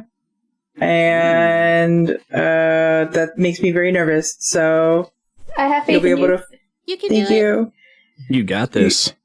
So when I put those up, I'll make an announcement on my Blue Sky. But just know those are coming. So Yay. and now to Nice. Blue. Hi, it's me, Blue Kazanate. I am all the feels. I knew it was coming at some point. Good episode. I could feel it. Yeah, it was a really good episode. I don't have much else going on. Just keep an eye out for my scheduling. It rotates a lot. But I do mostly art streams. I do try to plan to do some other gaming streams now that it does fucking work. Thank you, Discord overlay, you piece of shit. Anyway, I don't much have anything else, just I'm posting more art of either AoE or commission work, and those are also open if you want. You can PM me or find me on Discord under the name Blue Katsunate, and streaming on Twitch by the same name as well. Or I'm hiding out in Aaron's stream more often than not anyway, and, you know, giggling at his screaming, his baby's first scary game. I'm so proud of him, buddy. But I think Devin wants to play some Phasmo too. I might try to stream that too. I'm really bad at it, but I love it. Right? Oh, it's so fun with friends. Oh, it is. It absolutely is. I go in there like Zach Baggins screaming at these things. Do I win? No. But do I have fun? Absolutely. Anyways. Other than that, yeah, I don't have much else going on, so I'm gonna toss it over to Kendra. Hi, I'm Kendra. I'm emotionally destroyed. Yay! Twins! You can find me around the internet under Transient Day, primarily on Blue Sky or Tumblr. Man, where do I start on what I'm up to? I've got school stuff. I'm helping prepare the house and the studio, and this, that, and the other thing. And it's nothing but go, go, go, and it will be until somewhere around April, May, June. That's when I can actually breathe again, so that'll be nice. You can breathe. You can fight. Sorry. I couldn't fight. That's what D&D is for, to help me breathe and recover. Anyway, Mm-hmm. aside from that, I don't think there's anything else that I can mention, so I'm going to pass it on over to Uzu. It's me. Hi, I'm Roguzu. On anywhere that you could find Roguzu. I'm mostly active on Blue Sky and also my Patreon Discord server. Which you could have joined for just a few bucks. But yeah, I'm doing a lot of commission work. You want to draw? Do you want to draw? Too bad. I'm drawing for you. I'm drawing your characters. Doing what you want. I love it. Okay, but what if we want to draw with you? Oh, you could do that. Collab? Collab? Collab. But yeah, I'm doing that. That's pretty much it for me. So go to Rymac. Hi, I'm Rymac. That's Rymac the Kobold, just about anywhere. I post art time lapses and music to YouTube. I'm starting to stream again. I'm playing some video games. I've got a bunch of art ideas now, thanks to this campaign that I want to draw. So I'll probably start doing the art streams too. Monday and Tuesday afternoons is what I got going right now. But yeah, I'm having such a blast with this crew. Thank you so much for having me on this campaign. Absolutely. And Yeah. y'all are just fun. Y'all are so much fun, and You're I fun love too. that So there's so you, many artists in this crew too. Listen, It's we've the all best. rallied around Grandpa at this point. Like, no, he's our people. You can't have him. Well, I feel the love. I absolutely feel the love. Thank you for having me in your fold. Back to you, Aaron. I'm feeling good. I'm glad. Alrighty, well then. That being said, nothing else pressing? Please check out our sponsors, especially Volante. Yes. And, like, subscribe, share with your friends, share with your enemies, and, Share with your safe. frenemies. Yeah. yes, share with your frenemies. Alright, well then. That being Your said. enemies to lovers. Yeah, your enemies turned lovers. Share with them too. I would like to see Alright. how Ian took realizing that this dude's their dad. Oh god. So, Your family that being turned strange said, assignment. that being said, friends, thank you guys so much for watching. Thank you for hanging out with us. We hope you stay safe out there. We love you, and as always, see you next Sunday. Bye, everyone. Bye. Bye. Bye. Bye.